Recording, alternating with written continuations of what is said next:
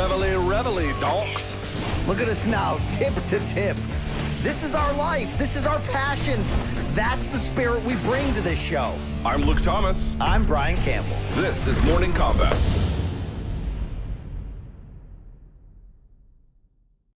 Oh, to the yeah. Get some of what we got going on here. Monday morning, June 17th, 2024. Say the 30th anniversary of OJ running. It is. The white Ford Bronco. All right, Peter the Juice. Hey, this is Morning Kombat right here. Brian Campbell, Luke Thomas, fresh off the bird. At least I was late last night on Father's Day from a momentous week in Las Vegas for all things PBC, Tank Davis and all that. We'll get to that today. But, Luke, we're going to give the people what they want. We're going to give them what they deserve. And that is a fist where it counts. And then we're going to turn it because that's what we do.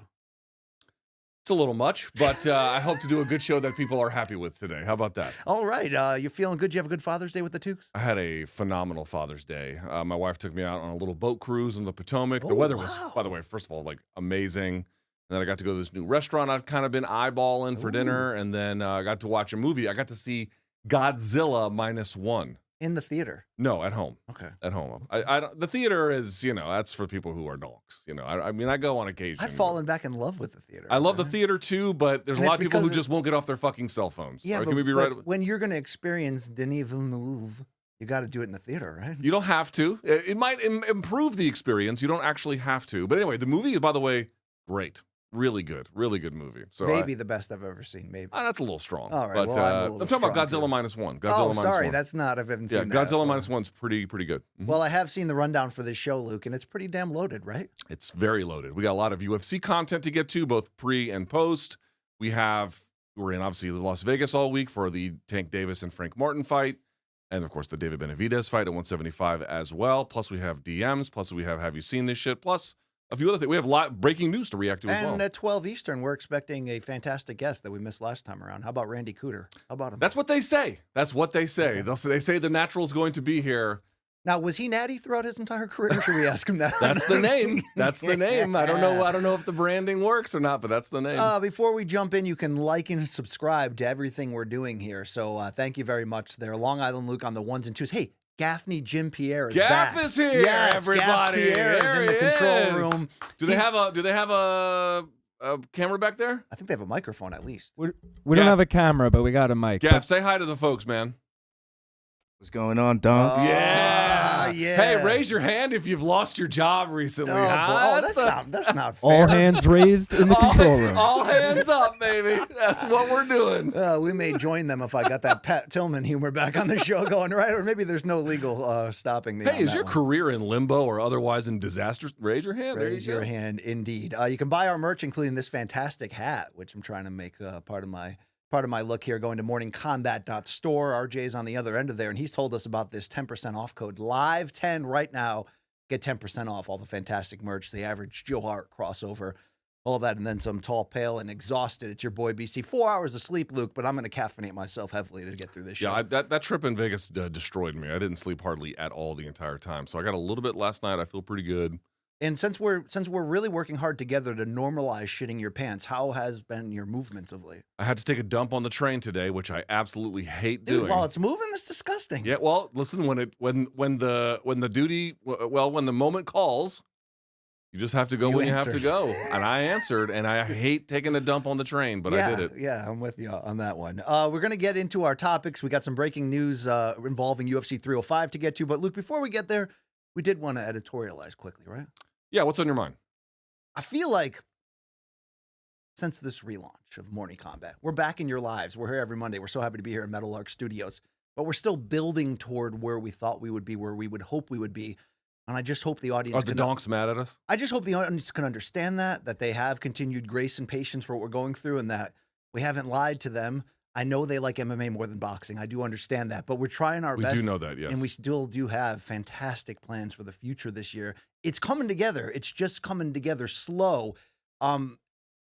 Maybe I'm on Reddit too much, but I feel for our people, right? Because listen, I understand that there is a degree of skepticism and frustration about what we have done because we had a longer time off than we said we would. We didn't quite come back like we said we would.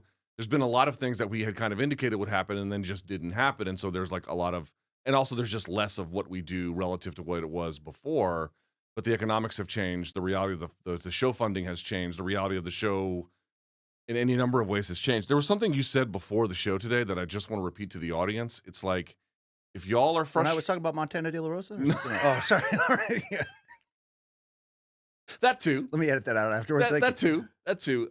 It was something you said that I hope folks understand. Like, however frustrated and upset they are, we're that times 1,000. And there was one description that you used that I don't think people really understand, which is we're fighting for our lives out here.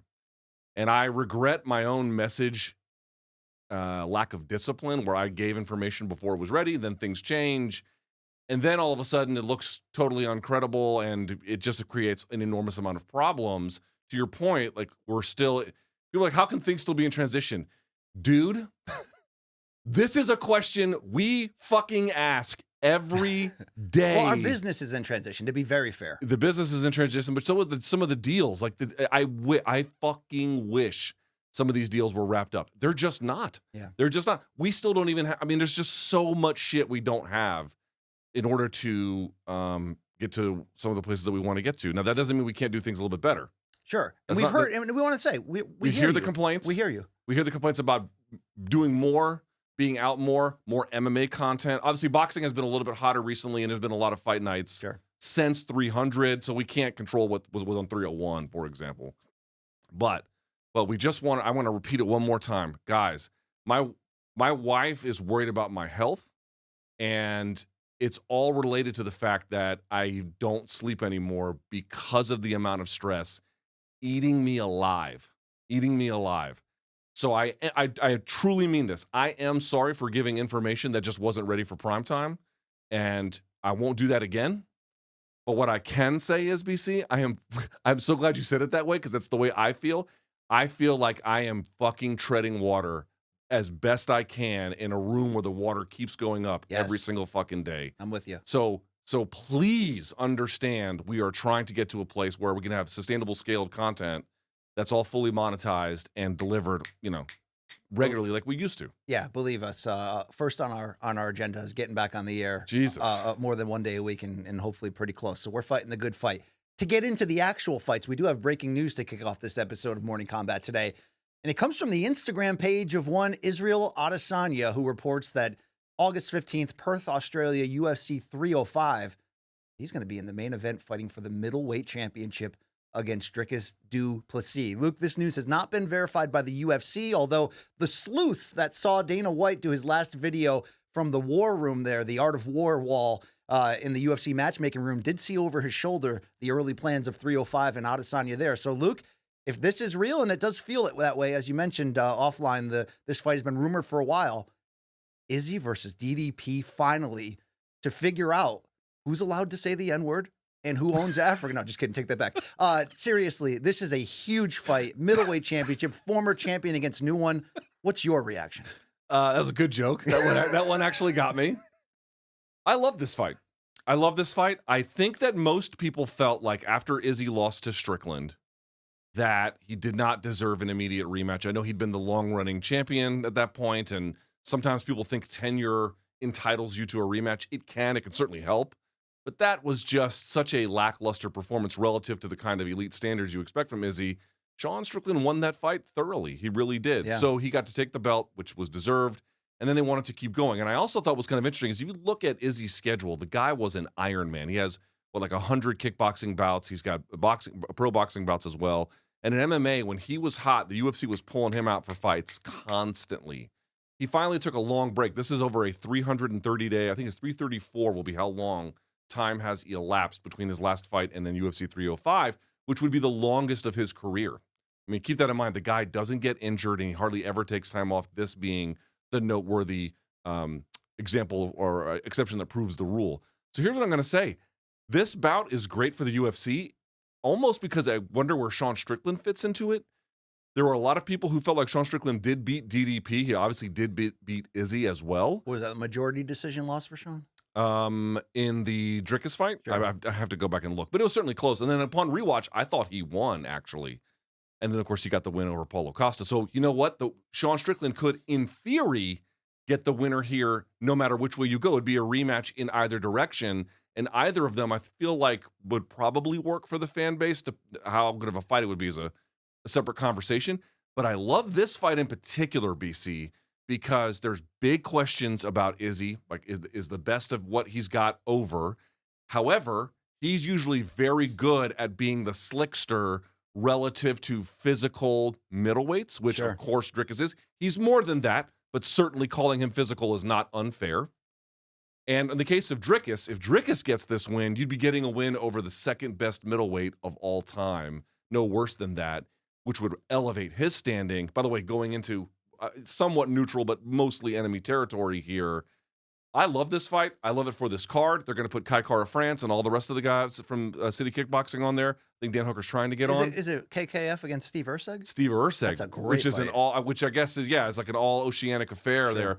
Phenomenal fight. So that card is looking, I guess, all things being what they are, pretty good. I love this contest. BC, what did I miss? Nothing. And I have to say, watching the behind the scenes, and this was the great takeaway from the UFC's new series on Roku. And by the way, Luke, after the couple weeks they had in trying to put main events back together and co-main events, I hope the cameras are still rolling because that was inside baseball and very interesting, despite some of our misgivings with it. But seeing the way that Izzy was after that loss to Strickland, I think it helped me put back together exactly where Izzy might be. Because remember, after he lost to Strickland, he talked about not coming back for a few years, and considering that he's in his middle 30s at this point, you started to wonder if we had seen the very best of him. But what that series reminded us was how incredible that knockout win over Pereira was to come back and regain his title, and how much mentally he seemed to put into the basket that night to get it done.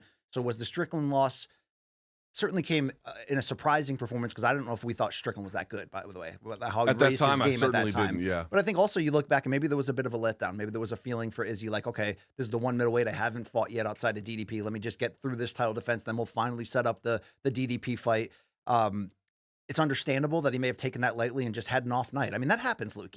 Robert Whitaker, who we're going to talk about this week and preview this Saturday Saudi Arabia card, had what he considers an off night against DDP. Just everything went wrong, didn't feel like himself. And what did he do? He came back and reminded us more or less who he is.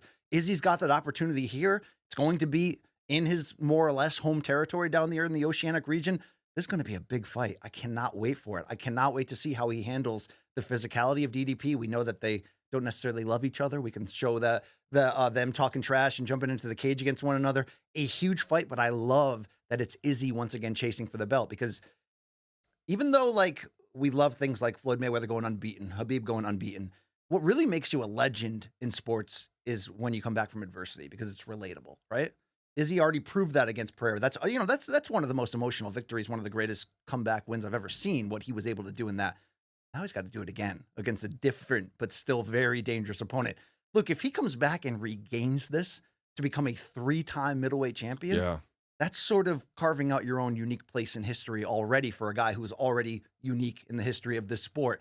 That's extra legend status. With that, people have asked what that would mean relative to Anderson Silva, and having watched Anderson Silva through his prime, I just don't feel like as incredible as losing the title, getting it back, and then doing it one more time after that. So to your point, becoming a 3-time champion, as remarkable an achievement as that is, it doesn't feel the same to me as what Silva did in his prime, which was just routine greatness, getting pushed to the brink, like in the in the Sonnen fight, and then getting the triangle last minute, like never actually going over the precipice into defeat until he obviously he lost against Chris Weidman. It was a different story, but that run that he was on, that's really, really, really, really, really hard to beat. I mean, folks are going to say, oh, well, Silva didn't lose it and then regain it. That's right, because the part where he could have lost it, he just never did.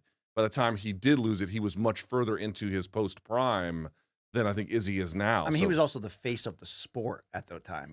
When Silva was delivering, the front kick against Belfort, the Forrest Griffin win, the comeback against. But I do want to say this: it's like, dude, it doesn't even matter what happens at 305. Certainly, if he wins, it really boosts his resume in a pretty interesting way. But even if he loses, it doesn't necessarily damage it.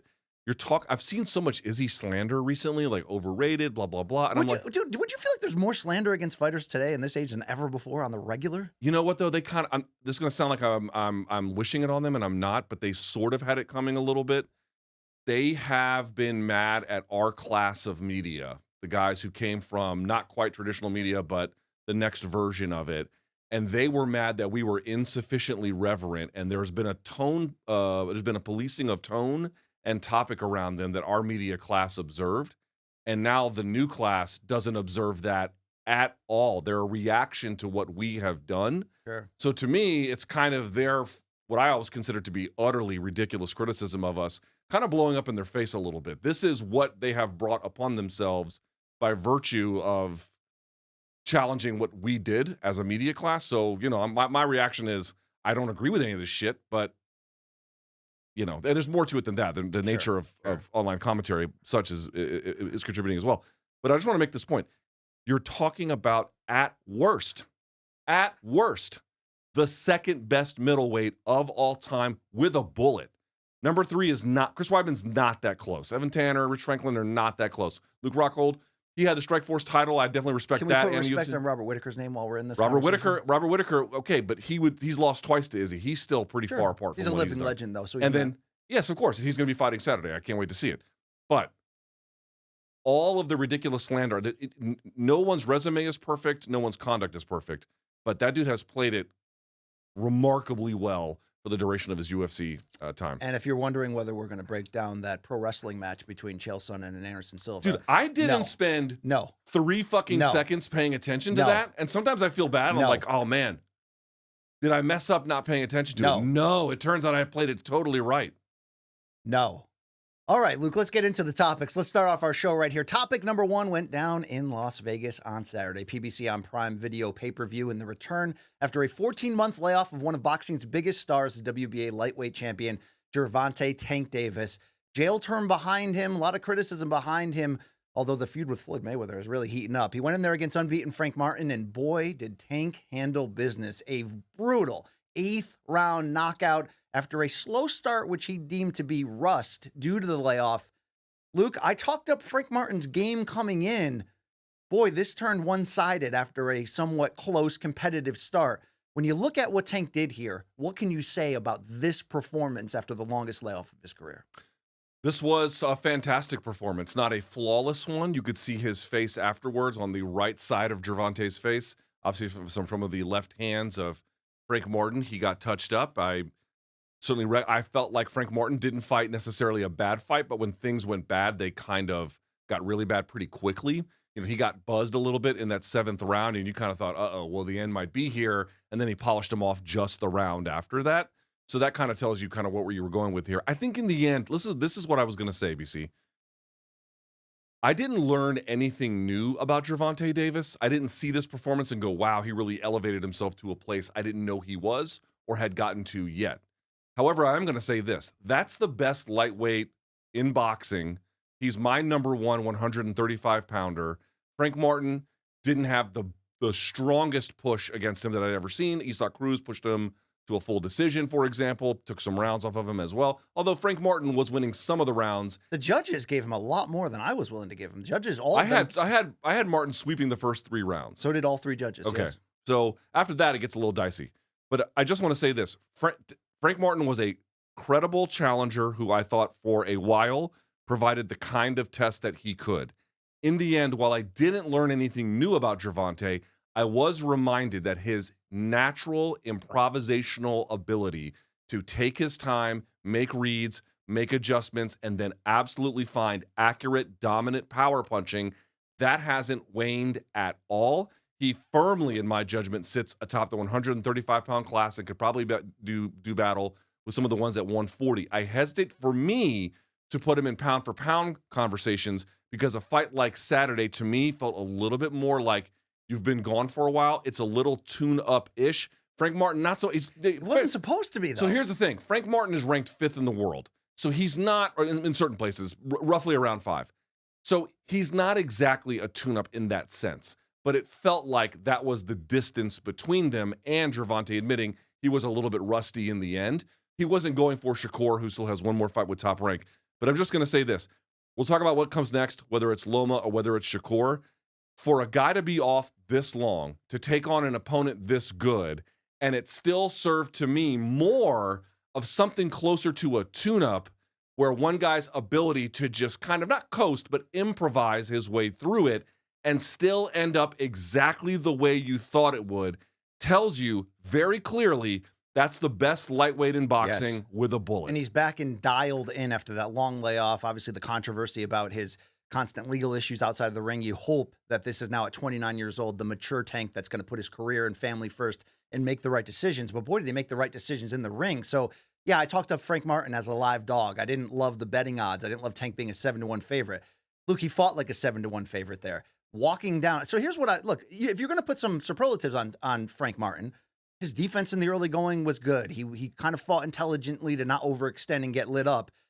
But I got a lot of issues. I'm not going to say he laid an egg, Luke, but I got a lot of issues with how Frank Martin? Yeah, with how he kind of allowed himself to get swallowed up. Look, Tank is going to give away early rounds. He always does to sort of read. And he also said, look, I was rusty. It was part of it. But he came out with the Floyd Mayweather versus Conor McGregor attack, high guard, walking Frank back, and really aimed at wearing down his gas tank through the intimidation and the threat of the pressure. Only, Luke, it wasn't pressure with punches. It was pressure with the threat of punches. And this is what makes Tank so dynamic and so efficient and ridiculous.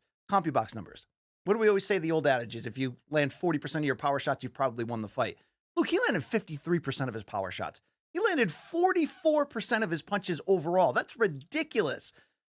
But what I didn't love about Frank was once the fatigue started to set in and Tank was able to corner him at will from post to post to post to post, just constantly backing him up. And then once Frank got tired, even though Frank did a good job in those middle rounds of landing big left hands to get his back off the ropes, to get out of trouble, you saw the marks, like you said, on Tank's face.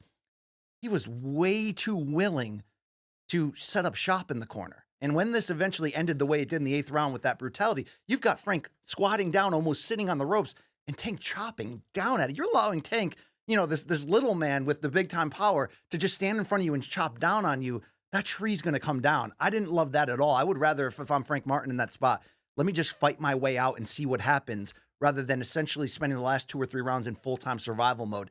I think that spoke to the debate we had coming in. Would the inexperience between the two of them play out? Ultimately, Luke, it played out, I think, in a big way. Even though Frank did certain things well to keep himself around in the fight, he wasn't able to build upon the single punches that he landed. And if you are only going to land single punches against Tank and you are going to be in retreat mode and allow him to put that pressure on you and overwhelm you, Tank's not getting tired. He's standing up there behind the high guard, throwing one punch at a time. Frank walked himself into that spider web, and eventually it took him out of there. There's no doubt about it. I mean, dude, credit to Gervonta, though. Gervonta walks right on top of you. Early, he has to make, minor adjustments because he gets hit a little bit more than other times. His strategy never changes. Dude, this is Gervonta at the beginning of all the fights. He keeps high hands, walks in, kind of feels where you are, gets a sense, and then continues to apply pressure where he's standing what feels like right on top of you, and yet he's just out of the way of your punches, just out of the way of what you can do. You have to get a master boxer to do that. They talked about that all last week. In 2017, when Frank Martin made his pro debut, Gervonta Davis was already a world champion. You saw the difference in what it means to be a lifelong boxer, essentially, in Gervonta versus a very good athlete who got to boxing at roughly age 20. Just not the same thing at all. And I agree, Frank kind of, when the fight got really difficult, I did not like the game plan at that part. But I want to say a couple things. One, Gervonta very good about cutting him off, so he couldn't exit to his left. They forced him to go the direction he was bad at and then cornered him, and you saw the result. And the body attack also played into body that. Attack played a huge role. And again, the improvisational ability and the hand speed and the accuracy of Gervonta Davis. Your margin of error is so low. What a sniper. So low. Was Frank making a mistake pinned to the ropes? Yes. Yes, of course he was. But the costliness of that mistake is infinitely high when you're facing a guy who is who has a cannon for an arm and can find you with it in the slightest moment. Remember how he did it. He pre-slips, hooks to move over, and then find a lane for the left hand, and that's why he didn't see it. The whole thing was set up from the pre-slip and the hook, and then he fires the uppercut to align himself into position. Frank was dealing with somebody. They showed a graphic before the fight. Championship rounds up to that point. Tank Davis had, I think it was 80, something like that. No, that's not quite right. Maybe it was 8. No, he would have 80 championship rounds. Yeah, you might be right then. So it was 80 championship rounds. For Frank, it was 0. Yeah. It was 0. That told me a lot. Yeah, Tank has won titles in 3 different divisions. He's been around for a long time. Never been a unified champion, though. That's true. So look, he's got the most talent for the disparity, in my opinion, of where his universal pound for pound ranking was. Coming in, Luke, I think I had Tank at number 9, and I've had him there for, a little bit. Obviously, he does get criticized by people who don't think he chases the biggest, toughest challenges. Even the dominance over Frank Martin, I don't discount Frank Martin coming in, right? He came in with a lot of danger, unbeaten fighter, great trainer, all of that. But if we're not going to readjust our pound for pound after this, but readjust our 4/5 princes ranking. Meaning, look, we talk about the 4 princes, that new class that came in: Shakur Stevenson, Devin Haney, Ryan Garcia, and Tank Davis. I add in, I'm sorry, the other one was Teofimo. Mhm. I add in Shakur in that to make it 5, meaning this group of fighters in and around 135 and 140. As we stand right now after this performance, how do you order that 5 based on what we saw of Tank on Saturday night? So I'd go, let me see if I got them all right. There's Tank would be number 1. And so who else is there? Shakur's there, Haney's there, Teo's there. Who's the last one? Ryan Garcia. Yeah, so I'd put Tank up there. I'd probably put Shakur 2, maybe Teo or Ryan 3, and 3 or 4. You can I'd go interchange. Teo 3. I think I'd put Teo Haney. beats right I'd put in. Haney last. Which is crazy because before that Ryan fight, you could argue that Haney could have been number 1. And You could also, have argued it. Floyd put out sparring footage from quite some time ago that showed Haney getting the better of Tank in practice. I don't think it works that way in a fight at all. No. I don't. I mean, those are doghouse rules where they're fighting sort of an unlimited stretch of rounds. Yes. Floyd's the referee. People are lining that. And they're switching out too. And did you see that one sequence where Tank was talking trash in the corner of Haney, and Haney came up and gave him that blind punch he didn't see coming? Yeah, he didn't fall though. That was the best part about it. That's a great So point. I think so. This is my point. Tank to me is number 1 among those. Now, if he got a fight with Shakur, that could change. But as it stands today, I think he's number 1. The only reason I don't rank him super highly on the pound for pound list, BC, is because he's not fighting other guys approximately close to it. I feel like he is taking fights that are difficult and worthwhile and showing his class, but he is definitely not taking the most difficult fights that he could. That to me should preclude him from being included in the pound for pound Well, list. the good news is the rumors heading into this week from Bob Arum was that if Tank won, he would love Bob Arum of Top Rank to make a unification fight in November against Vasily Lomachenko. We know Shakur Stevenson is there with the WBC title at 135. And recently, Luke, we have seen Tank, Calvin Ford, Leonard Ellerby talk about that, this is a fight they would do. And then there's Ryan Garcia, who ran up to the apron after the fight, was wearing a t-shirt that said Tank's number 1 fan. And on the back, it said, rematch me, bitch. And we'll see. And have you seen this shit later, Luke, when they embraced and sort of had like a fun, laughing embrace after? I want to get the answer out of those 3 names, and I'll add in a 4th one, Pitbull, Isak Cruz, right? Who knocked out Rolly, who is in this mix. Of those 4 potential opponents for Tank moving forward, with Tank saying publicly after the fight, I only want big fights from here out. I only want title fights against big names from here on out. So I think Tank is now at a point where maybe there was a scare being in jail. I mean, he talked about the maturity. He talked about like waking up to like, I don't want to be here. This is where my life is heading. I don't want to be here. Maybe that allowed him also to look at where he's at the peak of his prime here at age 29. Now is the time to go after the names that will make you a first ballot Hall of Famer. So out of Shakur, Loma, Ryan Garcia rematch, or Pitbull Cruz, give me the fight you would most love next and the fight you think is most likely next for Tank. I think good chance we get Loma. I think it's probably going to be that. Which gives a lot of critical respect. I Yeah, mean, they'll that- call Loma that- old no matter what. They Yes. will. But So it's not the fight. Should it happen, is not happening on time, but it's also not happening too late. sure. There's still value there, so I like that fight. I think they'll make it. And again, if Tank wins, it'll be the first time he becomes a unified champion. And we have never seen Tank against somebody who can box like that. That's Never. right. That's right. Never. This would be his toughest challenge by a quite considerable margin. I think that the one I would like to see the most is definitely Shakur. The Shakur Stevenson Now one. you're speaking my language here. Because listen, everyone looks at a Tank and they go, oh, he hasn't fought the best. But it's like you look at what the performance was that Shakur turned in his last contest, and it was, I mean, god-awful, doesn't even begin to describe it.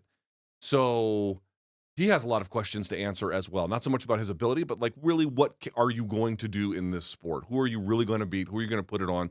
What are your signature wins, and how did you get them? And he needs Tank a lot more than Tank needs him, but I still feel like all of us would benefit the most by Yes. that kind of pairing.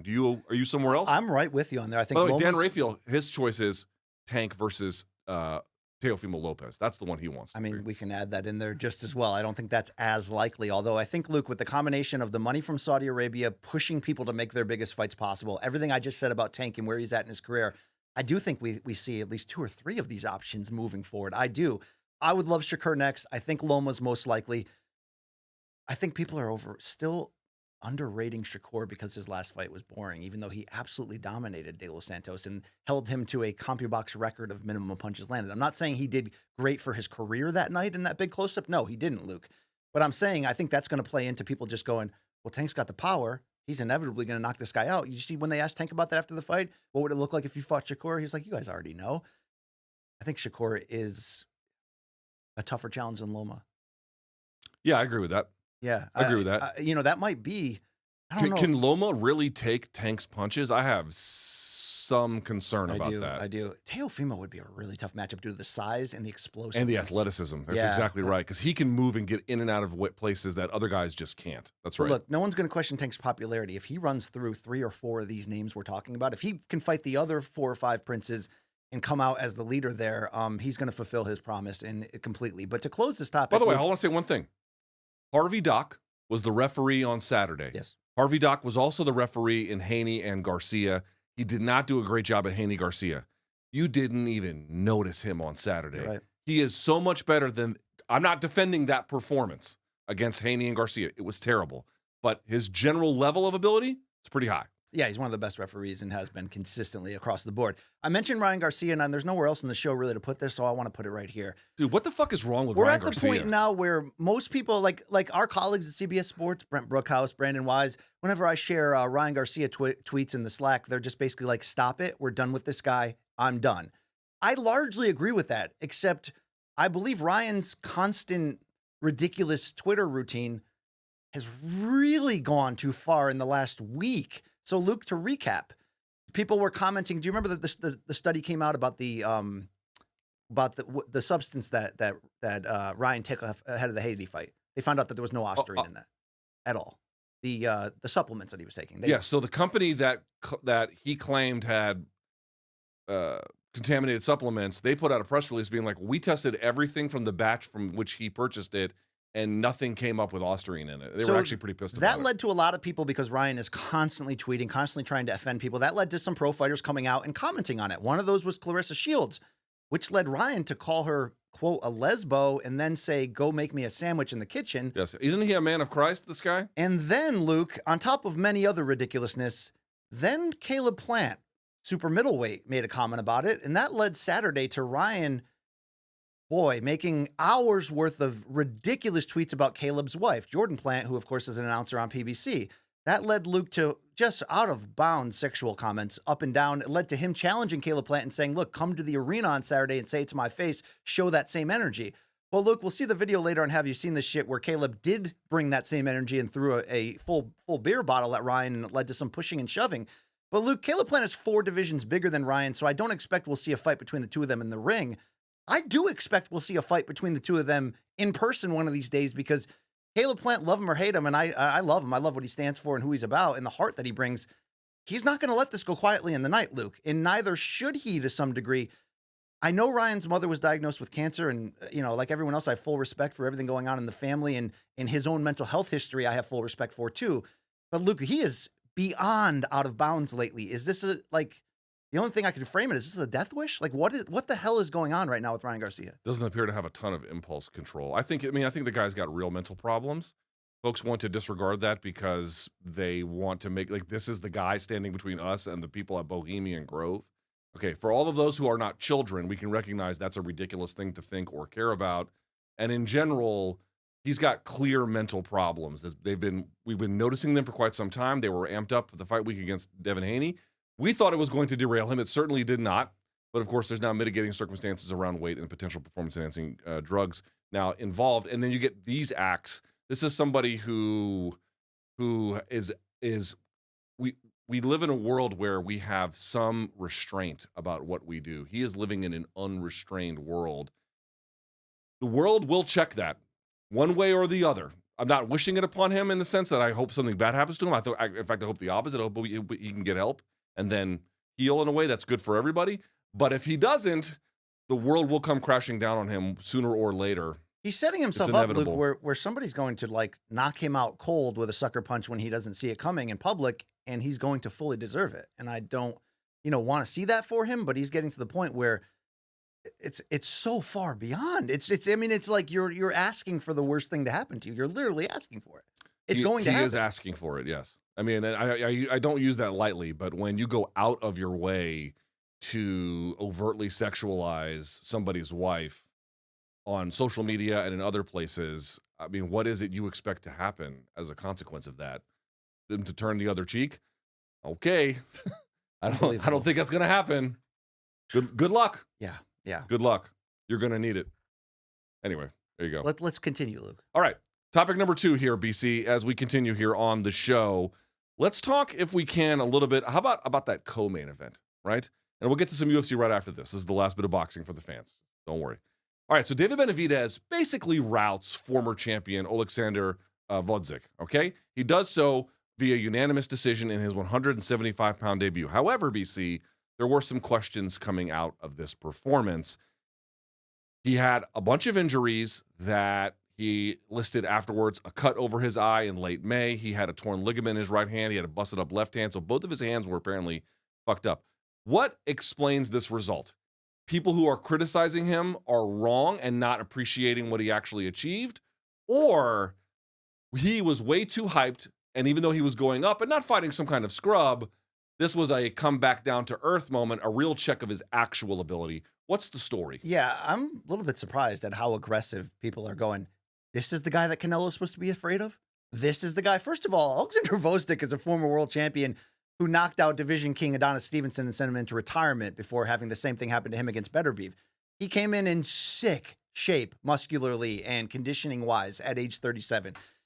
And Luke, on my scorecard, Gvozdyk lost to all of the first 10 rounds and was absolutely dominated and routed by a Benavidez that we find out had legitimate setbacks in both hands and a cut, but wanted to push through, didn't want to pull out of the fight, wanted the event to go forward. I think it's because he didn't score the knockout. And yeah, you and I predicted basically like a 5th or 6th round stoppage. We expected him to kind of go in there and finish him, and then we'd be talking about him against the winner of Benavidez and Bivol. I think you have to take into account the potential of those physical injuries and how they held him back. And I think people need to take a slow roll away in the other direction and realize he just moved up in weight against a world-class guy and absolutely dominated him. And I know after the fight, Benavidez is still keeping open the option of staying at 168. He said he wants to fight in both divisions. He said he could still make 68 easy. But I don't know how you watch that fight in totality. Maybe you were expecting a big knockout, and so were we. But I was in the arena for that, and look, he absolutely dominated. In fact, not only did he walk Gvozdyk down at some point, almost like Tank did in the main event, pillar to post, just back and forth, cornering him and lighting him up. I saw new wrinkles in his game. I almost saw some of the work that we saw when we had Steven Jackson on our show Friday throw into the Fight Towns piece that you can catch on All the Smoke Fighting, where he's in there with Roy Jones. I saw a little bit of some new wrinkles in there, some like almost Tyson-esque bobbing and weaving to get inside. I liked a lot of what I saw. Now, one of the big criticisms was he slowed down in the second half of that fight. I did notice that. You assumed him going up in weight, not having as taxing of a weight cut, that his stamina would be even better. And I think he repaired his stamina last year completely, by the way. The 12 hard rounds against Plant, what he did against Andrade, like I had no concerns about that. But even with his gas tank not holding up for the full 12, and even with him backing up to the ropes, almost doing a little bit of a rope-a-dope in the final rounds, he was never in trouble. He was never in doubt here. Does he come out of here with this big knockout and, oh my God, let's put him in there with better beef? No, I'm not saying that right now. But I'm saying what he said after the fight is, I want to campaign over 2 divisions. Let's see what I can get. Let's see the biggest fights available. I think all he did was show us how good he really is and that he deserves his pound-for-pound ranking at the moment because he didn't have the full weaponry, but yet he still was absolutely dominant and crushing this opponent for most of the majority of that fight. I'm mostly with you. Let me ask you a question, a very basic one. Okay, maybe this fight tells you a bout with Benavidez or Bivol would be much more competitive than you initially thought. I mean, it would still be very difficult, but perhaps you now think even more so. Who is the other light heavyweight, aside from the three Bs, Bivol, Benavidez, and Beterbiev? Who is the other light heavyweight that you think could do better than Benavidez against those 2 guys? They're not out there. Right. This guy had 1 fucking bout, and he's already the 3rd best guy in that weight class. And he's fighting a guy who was 6'3" and jacked, by the way, you know? Who is 27 years of age, probably not even necessarily in his full-on prime yet. Physical prime he might be, but in terms of boxing IQ and putting it all together, he's not even there yet. And he's already the 3rd best guy in this weight class. Of course, the next two levels are significantly greater jumps in difficulty than what is behind him in the pack. I just want to set the context here for people slandering David Benavidez. And again, there is some criticism to be had here. He did not shine relative to even our own expectations. We have to acknowledge the asymmetry there a little bit. But as a broader context, it's the same thing with Tank. Oh, Tank's not pound for pound. Fine. Even if Tank isn't pound for pound, he's number one in that weight class easily. Well, first of all, Tank is pound for pound. I mean, you can't look at that skill and see the names he beat. I get it's not as high a names as other people. I have trouble putting him in I have trouble putting him in the top 10. But I recognize skill level, he's on par with those guys. It's more a measurement of accomplishment, which is impacted by the anyway. Sure. Okay. But for Benavidez, I'm with you. Did he blow us away? No, he did not blow us away. And again, relative to expectations, I guess if you wanted to call it a letdown, there is something to be said for that. But one more time, the broader context is he's at worst 3 in this weight class behind Beterbiev and Bivol. And number 2, the point you raised I thought was pretty important. There were new wrinkles to Benavidez's game here. He did dial back some of the offense as it went down the stretch. I think he recognized Gvozdyk was a little bit harder to put away than he imagined. His hands probably were really messed up. He showed up, they released an image of the cut that he had in late May. It was bad. He had to get like 7 or 8 stitches on that thing. It did not look good. He went and fought with that anyway. I'm inclined to believe him. And the point I wanted to make is what you saw was a guy who used to be kind of square and a little bit off balance. This time, still staying square at times, but switching stances, shoulder rolling, weaving underneath. Going south. Yeah. All kinds of new defensive wrinkles that limited virtually anything Gvozdyk could do. Let me just ask you, what was Gvozdyk's best single shot that you remember from this fight? Some pitter-patter jabs, because that was all he was able to land. And he had to keep everything linear in front of him, because if you threw a big hook, Benavidez is obviously going to roll under it and then tear you to pieces. So the guy was already fighting in a constrained way where he could just kind of keep Benavidez in front of him. So I guess the point I would like to make here is it is fine to say as a fan, hey, that wasn't the performance I was expecting. It's fine as a pundit to say there's room for improvement or to even wonder how much injury contributed to this. You can also still say, I think Beterbiev and Bivol would beat him. Fine. It was a good performance, not a great one, but a very good one. Very good. A very good one. And he proved already he is a force to be reckoned with at 175 pounds. And I think it's only going to get more so from here on out. I agree. And I want to say this. Canelo had a hand injury. Remember that? Remember, we thought he looked old in the third Golovkin fight, which wasn't overly exciting, against John Ryder in the homecoming. Even though he dominated, he couldn't put Ryder away. I think naturally, given that Canelo had so many fights and turned pro at 15, we started to say, look, is he slowing down? Luke, I think, and we've argued about where Canelo really is right now, pound for pound, you and I think maybe I was overrating to some degree, but when he came back and did what he did against Jermell Charlo and didn't leave any openings for Charlo to do anything, and then came back against Munguia, which I thought was a dynamic performance. I think you accused him of letting his countrymen off the hook, and maybe he could have gone in there and stopped him. He carried him. But the point is, when he was healthy, when he had all his weapons, we're seeing who Canelo really is again. Benavidez was compromised, still went through with the fight. You have to add that into the equation and figure it out. So, Luke, with what we know now, here's the key question, though. Does this performance make Canelo Alvarez want to fight him more now? Did this humanize Benavidez to a certain degree? Because I saw nothing on my timeline but Canelo fans coming out of the woodwork going, yeah, man, that guy's nothing. Canelo still beats him. Yeah. I would say that I have heard plenty of boxing experts, including Chris Algieri and some other folks, say things like, listen, David Benavidez would probably win, but Canelo would make that a really difficult fight. Like the idea that Benavidez would walk over him the way he did on Andrade, or the way he basically roughed up Caleb Plant in the second half of that bout, he wouldn't do that against Big Red. He would actually be nip and tuck the whole way. So to me, I actually feel like what this result shows is that analysis is correct. I would still favor Benavidez to win, but I do think Big Red would give him a good run for his money in the end. I really do believe that, especially given all of his experience and whatnot. But, look, Canelo has also faded down the stretch. Canelo has also shown not the exact same kind of dominant punching that he once did. His chin still elite, by the way, hasn't faded at all. So if for some people this was David Benavidez coming back to earth, I think that's okay. I'm still picking him to win against Canelo, and I still think he gives Beterbiev and Bivol tough-ass fights, and maybe in a couple years is the dominant force at 175. I now think we see the Canelo fight. I don't think we see it. I now think we do. I don't think he wants it. I think he wants Berlanga, and that's it. I think this goes down as maybe the reason why Canelo watches that and goes, oh, I see some things. I see some things. Luke, not only that we need to see this fight, I want to see it more after this performance. You know where I want it? Be the first combat sports event at Allegiant Stadium in Las Vegas. I think this is the right one. You could do it. I think that's the right one. Mexican fans would show up times a billion. Was it Mark Davis, the Raiders owner? He was there. A in mouth attendance. breather? Yeah, he was there in attendance with his haircut. Yeah, I'm sure he wants that fight too. So, hey, Big Red, let's do it. Luke, we got Randy Couture in a little less than 15 minutes to talk PFL and so much more. But let's slide over to topic number 3. It was a big piece of news last week for sure. UFC 303 has changed the main event and co-main event with Conor McGregor's exit due to an undisclosed injury of some form. Now we have our first public statement from McGregor after UFC CEO Dana White announced the new changes. If we can show that full screen graphic, McGregor went to social media and said, very tough to be ruled out of my scheduled return bout. I picked up an injury prior to the press conference that required more time to heal than was available to me. The decision to postpone the fight was not made lightly, but one made in consultation with my doctors, the UFC, and my team. He went on to say that the fans deserve him to be at his best. So thanks for the support. He's in good spirits and he's confident he'll be back. Luke, we also saw him post a picture holding his son getting out of the car. That's on an Father's old Day. picture. That is. Okay, because he had the shaved head and It's people an are saying, old picture. people are saying a lot of these pictures that he's been putting out, people are trying to figure out the training footage. Is that old? What is going on there? I'm not saying he didn't shave his head, but that is an old picture. Okay, so from the little that Conor has shared and the even less that the UFC has shared about this, what's your best take on what really happened? Where is the injury?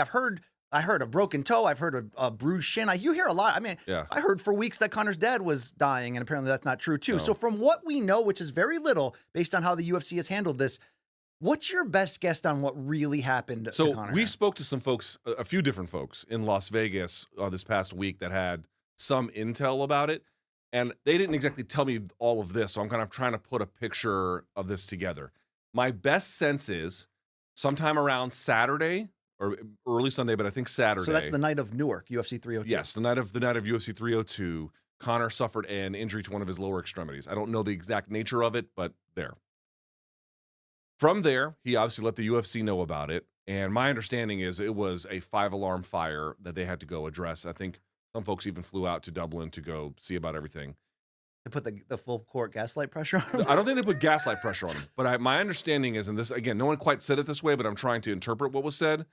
I think the UFC put a lot of pressure on him to stay in. Now, of course, I don't say that in any kind of malicious way necessarily. Hello, it's Conor McGregor.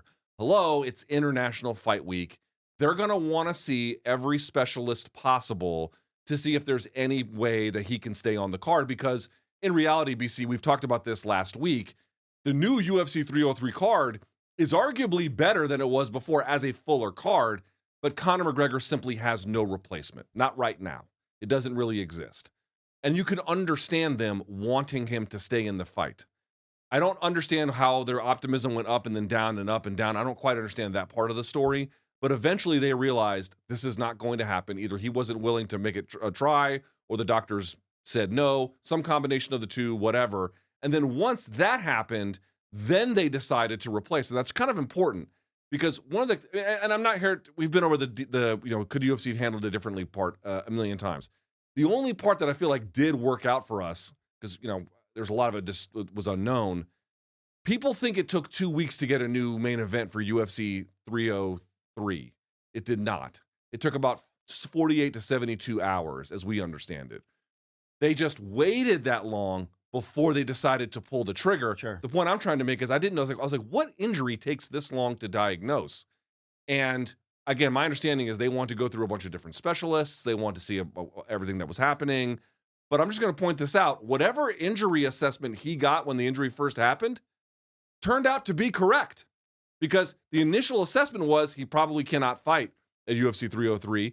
Sure enough, he's not fighting at UFC 303. My only question is, why couldn't it have happened sooner? And I guess the answer, right, BC, is they were doing everything in their power to see if he could find a way to stay in. Well, look, this opened up a new topic of conversation, because Conor is notorious, pun intended, for never pulling out of a fight, for fighting Chad Mendes through an injury. I mean, look, it's happened multiple times that he's fought through major injuries and quick turnarounds back when he was in his Magic Prime, his Magic Mike Prime, so to speak. But Luke, if we can throw to this incredible dunk tweet here from RDA. I mean, he waited 8 years for this. We go back to UFC 196 in 2016 and the fight that never happened, and RDA quote tweeting and saying, it's just a bruise. Take some ibuprofen. Do you feel like this is kind of becoming because again, we know very little about what actually happened between UFC, Conor, and the rumors that we can hear out there. Yeah. Do you think this proves, outside of RDA getting him back, that there's a prevailing thought that maybe Conor could have pushed through and chose not to? I don't think Conor is taking the same physical risks that he once did. Because here's the reality. Folks are going to say, to your point, hey, he fought Chad Mendes maybe with no ACL. Yeah. And you'll recall, remember that fight? I remember doing my analysis post-fight. I didn't know he was injured at the time.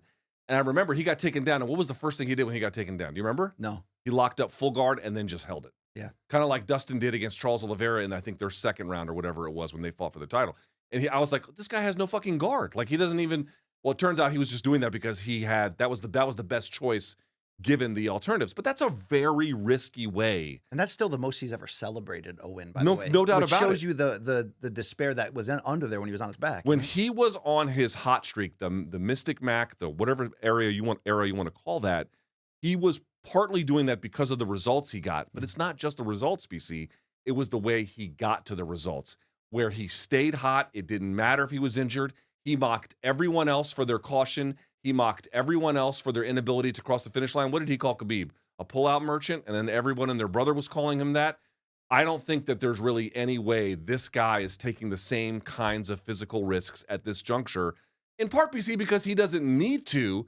But that all brings me back to, it's like, dude, if you don't want to take the same risks as you don't need to because you got all the money already, what the fuck are you fighting for? You know what? I got to give an go. apology to Dana. When Dana had been saying forever that, the whole thing about, oh, this guy's got so many millions of reasons not to fight. When you make that much money, blah, blah, blah. I thought that was covering up for their inability to want to pay what Conor was demanding. There is that too. There is that too, to a certain degree. But I think we're now starting to put together the idea of, like, he's not coming through that door again. Now, we always knew 2015. Are you saying Conor McGregor? Is Brian Campbell declaring Conor's not fighting anymore? I'm not declaring that he physically will not step into the octagon again, but the idea that you and I were clinging to the last, let's say, one more big win. last 24 months, that he's got one more big win, that he can put it all back together for one more night to remind us. Maybe he'll take a couple big losses in pay-per-views against big names, but he's going to be able to re-energize himself to get him maybe back into one more title shot, whether that's lightweight or welterweight.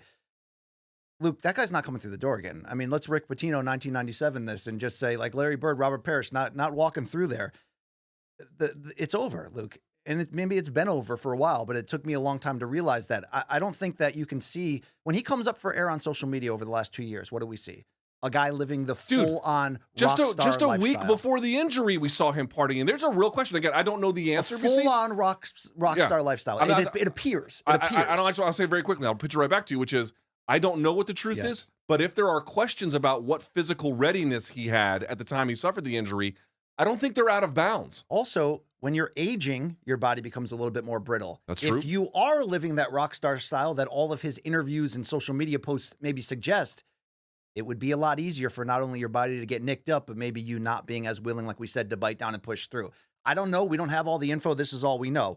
One thing we do know, Luke, is that the idea from McGregor and from the rumors that we hear is that the UFC would like to rebook this later in the year, either the fall or maybe even December.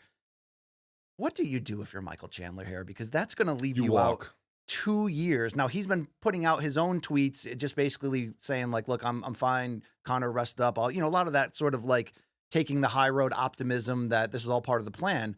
But it couldn't be part of the plan for Michael Chandler when you're already here for a short ride, not a long one. You've been in such incredible action fights. This is this pays for the retirement home. This is the big one. Do you stay with this plan, Luke? Or do you just look at, let me get my own Gaethje rematch or Poirier rematch? I mean, what are you doing if you're Michael Chandler moving forward? If you're not getting pay-per-view points, you walk. And even if you are... You mean retire? No. Walk from Conor? From the fight. Okay. Yeah, and even if you are getting pay-per-view points, you probably still walk. I'm like you. I'm not declaring he won't walk through the octagon again. I know some folks are making that claim. They may be right. I don't know. I feel it's a little bit more prudent to say right now, he's clearly not going to be a force again. I don't see that happening really at all. But he might fight again. So, yeah, you could wait. But it's already a bit of a sunk cost, so, there's a problem there as well. But if I'm Michael Chandler, I think you just have to recognize, dude, the window to contribute any kind of meaningful athletic life to fighting is almost at the very end. You can get old overnight at 155 pounds, or in this particular case, 170. But Yeah, you there's get the a idea. stat that's linked to that. Yeah, you get the idea. Well, this is not a championship fight, so it may not apply as strictly. But the point more generally is, I finally feel like, again, I'm going to say it one more time. I don't know the nature of what his injury. You brought up all the rock star stuff. He got rich, dude. Let us not forget he is trying to come back in a way that really nobody else has from a profoundly traumatic injury. I think we're back. I think we're past him recovering from that traumatic injury, though. Show me somebody who's recovered from that injury who picked up right where they left off. Okay, but it's 3 years later where didn't Weidman and Silva come back way quicker? As shells of themselves, yeah. Fair point. Yeah, they sure did. Again, it's not just that injury. It's a lot of different. I don't predict Alex Smith played again, and he had a spiral fracture, which was way worse than anything Conor suffered. You can still do it again. You do not come back the same from what we have seen. He might be the first because of the nature of the medicine, and we all know the story out there. The point I'm just trying to make is I think you actually have finally enough evidence to conclude that you cannot contribute to this sunk cost anymore. It is highly, by the way, and the rumors that we heard in Vegas, and again, take it for what it's worth. Take it for what it's worth. But what we heard was August, September, probably not going to happen. Much more likely to happen closer to the end of the year, maybe November, December. That was what we had heard from folks.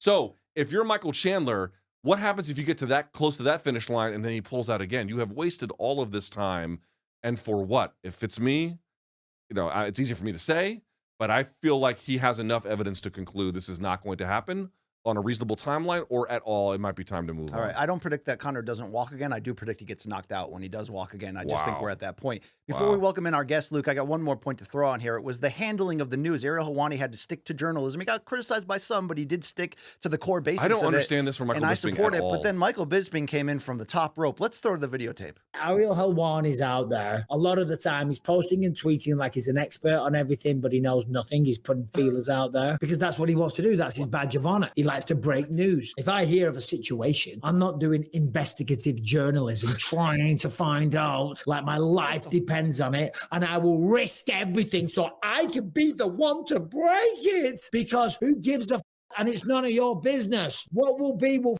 be. Stay out of it, you prick. Michael Bisping, who I see him talking about me with such vitriol, with such animosity, with such hatred, where he's talking about like, it's none of my business. And I'm dying to know, and I'm dying to be first. Well, hopefully the video that I posted of me walking outside at 2:30 would refute that, dying to be first. The idea that it's none of my business, it's quite literally my business to be reporting and be in the know. That's journalism. And he says like, I'm not trying to be some investigative journalist. Yeah, I know you're not trying to be some investigative journalist. You're a slap fighting commentator. You're a bootlicker. You're a former bad boy who became a bootlicker who wants to stay in good standing and has realized, like the likes of Ali Abdelaziz, that it's better for you and your career in your pocket, and more power to you to be on Dana's good side. So if he could see these clips, he'll be like, good on you, Mike. And so you have chosen to pick a fight with me or to discredit me in order to curry favor with your boss who gives you a few quid to commentate and be excited about slap fighting. To me, it's shameful. It's embarrassing. And that's why I refer to him as bootlicker Bisping now. And he can say whatever the fuck he wants about me. Where's my hip hop horn? Where's my hip hop horn? Next week, Luke. Next week. Oh! You're fired again! Again! I don't normally play into this bit, although Ariel's a friend of the program, but I will this time. 10-7, Helwani. Yeah, he fucking 10-7. Good for you, Ariel. Dude, well let me ask you.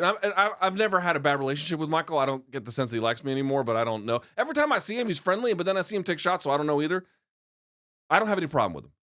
But what the fuck is he talking about?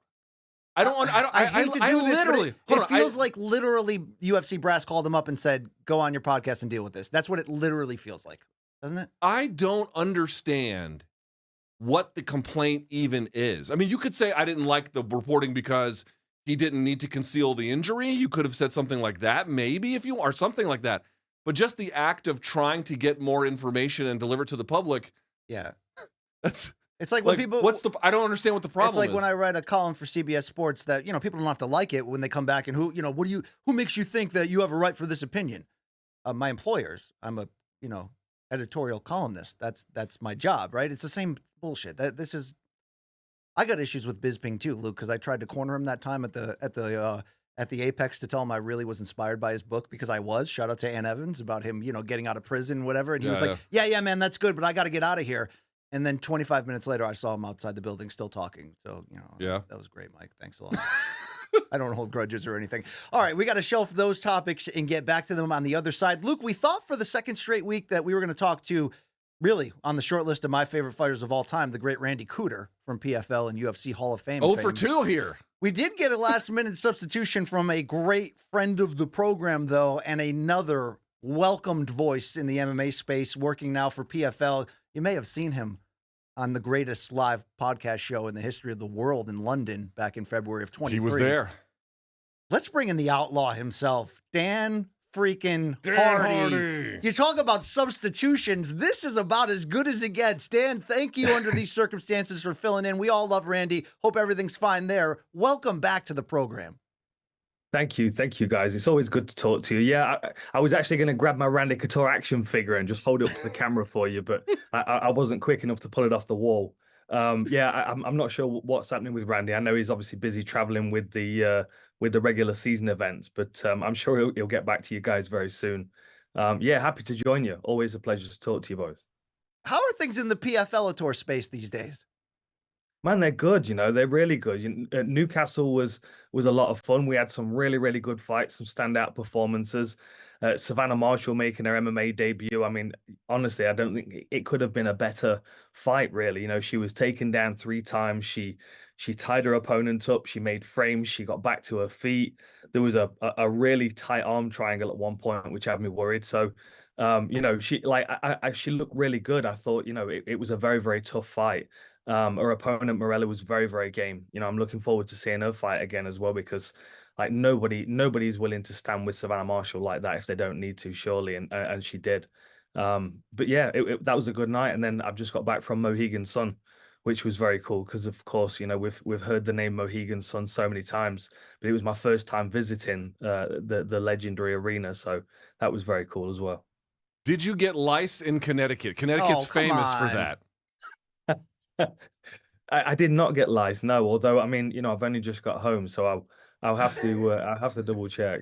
All right. Well, that's what Connecticut does. But in all seriousness, Dan, can you clarify what your role is in the company? Obviously, we see you doing stuff for PFL Europe and then commentating more generally. Are you on the matchmaking business here? Like, what are all the things that you do for the company? Oh man. Okay. Well, so for PFL Europe, I'm head of fighter ops. So my job, I mean, I was on my own up to a point. I've got a colleague now who, helps me out with a lot of things. But up to a point, it was a case of scouting fighters and signing them, agreeing to terms, matching them for their fights, and getting all their paperwork organized, getting their contracts requested and signed off, and pretty much everything that goes involved up until the point where I pass them over to the onboarding team and they start organizing their medicals. It was a busy few months, but now I've got someone that helps me out with that. So that's for PFL Europe. Of course, I commentate on those events as well. And then for PFL Global, I get to as many of those events as I can. I'm not getting to the next 2 because I'm doing the Bellator Dublin event coming up. And then, we've got, different groups of people do different things within the company, but we're quite collaborative. We're on various different calls each week, and, I check in with the PFL MENA guys to see what they're doing and their cards coming up. And we just kind of all help and advise wherever we can. We've got lots of different experience in the company. Some fighters, some, lifetime matchmakers, some people that used to be journalists that have stepped into the business. So we all kind of chip in and help each other out. But at the moment, I've got several different jobs. So help me understand what you see as PFL's, not goals for 2024, and obviously half the year is almost gone at this point, but more than that, what you guys are aiming to accomplish this year. So, for example, like one of the things that has really stood out to me is there's a lot of energy and interest in PFL Europe. I can see that. So Cedric Doumbé by himself has been a revelation, but like the tournament shows in the States don't feel like they're going anywhere. So help me understand from your perspective, what is PFL trying to accomplish the rest of this year? I think it's just the case of growing as a brand. We've got a lot of other things going on. Obviously, with the acquisition of Bellator, that's been a difficult thing to manage with the two rosters kind of coming together and how they filter out into the different organizations. That's been quite a process, as well as starting PFL MENA, which is the second regional league that the PFL have set up. So there have been a lot of different things going on, and we're probably not growing as a team as quickly as we're growing as a promotion. So the most important thing is that we just keep kind of moving forward as a promotion and keep growing. The US shows, I mean, I'll be honest, like I keep saying to the team, look, we need elbows. We need to bring elbows back, because there were a couple of fights at the weekend, heavyweight fights, which were very, very exciting, fast-paced to start with, but then they slow down when they hit the ground. And, I do feel like bringing elbows back in would be a big key. And the other thing as well is really helping people understand the PFL system. It's different in the regional leagues. In MENA and in Europe, we have one regular season event, one regular season fight, then one playoff and one championship per fighter. So you have to do 3 fights to get the European Championship, whereas for global, they get 2 regular season fights, and they get points, obviously, as you know, depending on if they can finish the fight first, second, or third round. And I think because it's a different format and because we don't have elbows, it seems different and it feels different to a lot of MMA fans, and it's not, we've not quite connected with the broader fan base just yet. I feel it is growing, and I do feel the difference from one show to another. But some little tweaks and improvements that I'm working on behind the scenes, as well as a couple of other people, to make these improvements and bring the PFL really more into the MMA mainstream than it is now. Dan, when we talk about the crowd reaction in PFL Europe, I mean, it's off the charts, from Savannah in Newcastle there to Doumbé in Paris. Speaking of Doumbé, how bright is this ceiling? Because he seems to have transitioned here to the PFL with ease. Crowd favorite, exciting. Is this guy an attraction fighter for PFL moving forward? A tournament title contender? What is possible here with Cedric Doumbé under the PFL brand? He's a bit of an interesting commodity, because he can fit in a variety of different places. I mean, if we put him in the PFL Europe tournament with the rest of the welterweights, of course you would expect him to have the advantage and expect to win it. I just don't think he would fit there. He needs a bigger stage. That's why we've been doing main events and co-main events for him. And of course, the Baki situation didn't resolve in the way that we would have liked. We want clear-cut finishes or decisions on these fights. But what it did do is show me that he's able to scramble. He's able to stop takedowns. He's got good butterfly hooks that keep the fight moving. And once I'd seen that, I kind of started thinking to myself, maybe he is ready for the fighters that he's calling out. Obviously, he's lined up to fight Anthony Pettis next, which I do feel is a step up. For MMA wise, he's fighting a veteran, someone that's got a lot of experience, but they're different positions of their career. I feel like Doumbé at this point is faster and a little bit sharper. And if it stays in the striking range, I would imagine that he'll be able to beat Pettis to the punch. Really, it's whether Pettis can take the fight to the floor, and that's where we're going to see him tested again. But from what I saw against Baki, who of course is a very, very strong wrestler, he held his own. He was able to keep the fight moving. He wasn't controlled in any position. So I honestly don't know where his ceiling is. It's difficult to quantify the experience that he brings over from kickboxing. He was in very competitive weight classes. He had multiple fights against the same fighters, which always tends to refine a fighter. It tends to force people to rise to a different level. And you watch back through Doumbé's kickboxing career, and there were several gears that he shifted through. It wasn't until the second half of his kickboxing career where he really started to have a lot of success with his boxing. And I think now he's crossed over to mixed martial arts. That's going to serve him even better. But there is always an adjustment period, and I think he's kind of being fast-tracked at the moment. With the rules around the matchmaking in Paris, in France, should I say, it was difficult to match him in his early career. But now at this stage, with the fights that he's had, he's able to be matched against anybody of any record. So we can really start to accelerate him, especially if he gets through Pettis the way that a lot of the French fans are talking about. Well, Pettis versus Doumbé is must-see TV. Cannot wait to see that. I want to talk to you about some of the things coming up. You got PFL 5 this Friday night, correct? Or is it Saturday? Yes, it is, yeah. in Utah. Utah. PFL making the debut. We're going to see Clay Collard versus Mads Burnell in the main event as the tournament rolls on, and I can't wait to see that. I want to talk about a storyline maybe not getting a lot talked about is Sada Boucy. We can talk about RIP Anthony Johnson, who came in at welterweight, went all the way up to heavyweight over the course of years. Sada Boucy was in the PFL welterweight final last year, and now he's competing at light heavyweight. How did that happen? And have you ever seen this type of jump in the succession of 1 year like this? You know, I honestly haven't. I think it was a real push for him to get to welterweight, of course. And you look at this guy's frame, you look at the width of his shoulders and stuff, and you can tell that he should, maybe a middleweight, but he transitioned to light heavyweight so well. I mean, he's got the height and reach for it. And I'm a big fan of people not cutting a lot of weight. Interestingly, of course, his opponent, Tom Breeze, was also a welterweight in his early UFC days. And he's moved up through 2 weight classes, 1 belts at middleweight and then at light heavyweight in Europe. And I think he looks stronger and healthier at light heavyweight than he has throughout his entire career. I know he had a rough start against Rob Wilkinson, but then who wouldn't against Rob Wilkinson? But I think it's an interesting fight. You've got 2 guys that they're fighting at light heavyweight, but they're not huge for the weight class. They're going to have to use their skill and their technical abilities to get the fight won. And they're both going to be healthy, which is the most important thing for me. That's when we get the best performances out of these guys.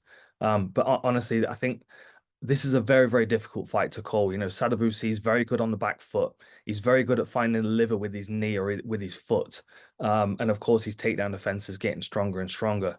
If he can hold Tom Breeze in kicking range, I feel like it's going to be a long night for Tom. Tom needs to get through into boxing range, which is where he really starts to shine. And then if he can get the fight to the floor, which will be a challenge, that's where Tom, I feel, takes over. But a really interesting matchup, this one. Yeah, Friday night, Salt Lake City, the likes of Patricky Pitbull, Impa Kasangane, so many names on there. You mentioned you've got a lot of jobs these days. One of those jobs is the trainer to your wife, Veronica Hardy, in the UFC. And I've got to give the 2 of you so much credit in the evolution of late, particularly in the striking. Dan, she's on fire right now. I don't want to say, what's the ceiling for her, but title contention feels like it's not that far away right now. I absolutely agree with you. I mean, I have the fortune of seeing her on a daily basis, with a full technical skill set. And that's something that, people have not yet seen in the octagon. You've seen glimpses of it, you've seen her shine in moments, but really, I mean, I could talk about it all day, honestly. She impresses me all the time. Her technical ability in every single range of the game is very, very good. And obviously with this win streak, the confidence is coming up, which is the key in winning fights at the highest level in this sport. We'll see who the UFC give her next, but we're ready for whatever challenges. She's looking very, very good. She's strong. She's healthy for the first time in her career consistently. And consistent training with good training partners. We're at Renegade a lot, so she's got good bodies over there to work with.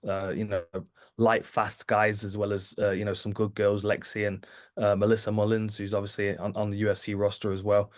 And then we spend a lot of time over at Renzo Gracie's in New York, and the level of grappling there is, as unlike many other places in the world, it's a very special place. And to see her on the mats there against high level grapplers and see how capable she is, it gives me a lot of hope wherever the fights go in her career. I'm just happy to kind of be along for the ride. It's a different experience for me, a different experience cornering for sure.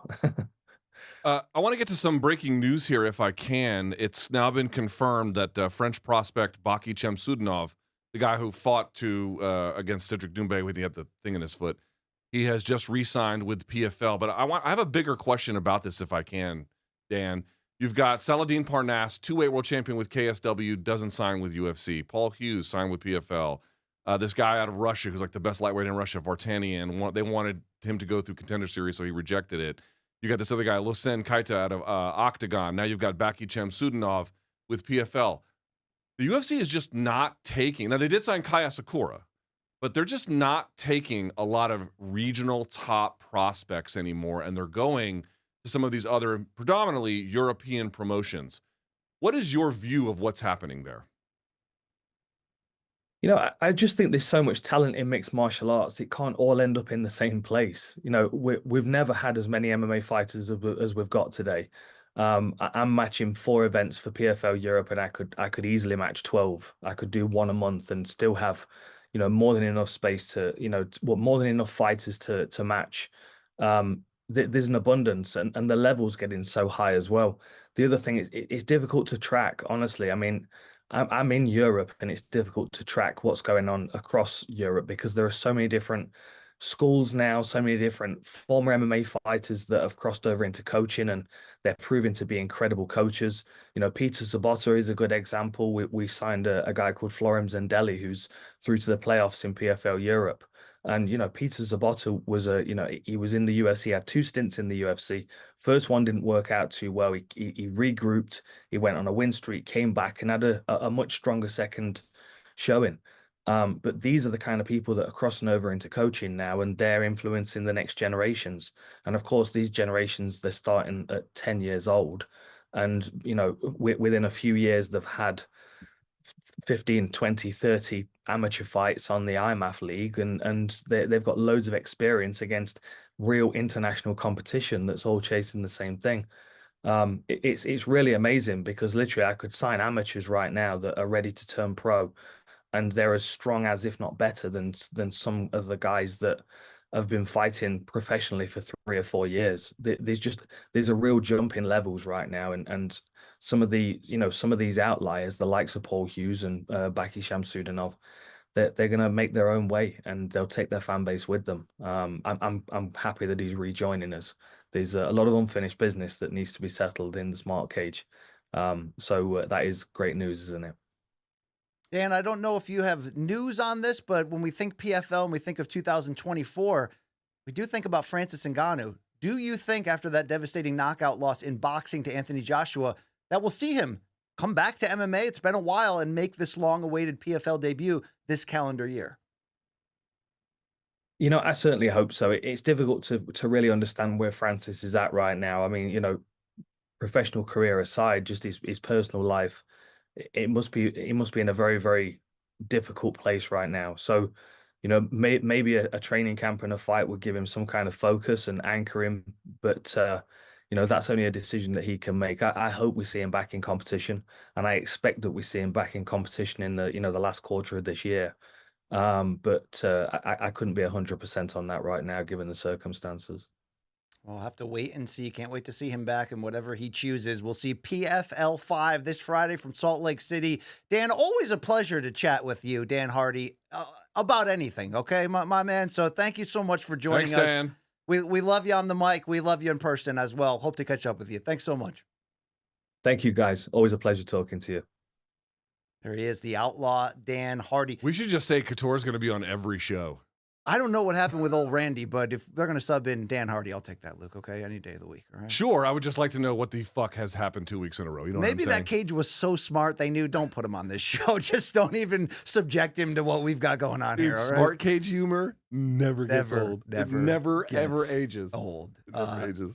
Does Dan still podcasting these days, or has he put that on? I think he still does some stuff on his YouTube channel, yeah. Okay. Yeah. Good to see him in the matchmaking role, Luke. Yes, it certainly I is. like to see All right, that. let's get this back to where we were before, Yeah, BC. let's put the train on the track. All right, so let's talk about the fights from this weekend. Now, in fairness, we're not doing any bashing. There was not a ton of very important action. However, in the main event, BC, from UFC Vegas, whatever it was, I can't even remember the number anymore. I think 93. 93 was the number. I don't even think those numbers matter, Luke.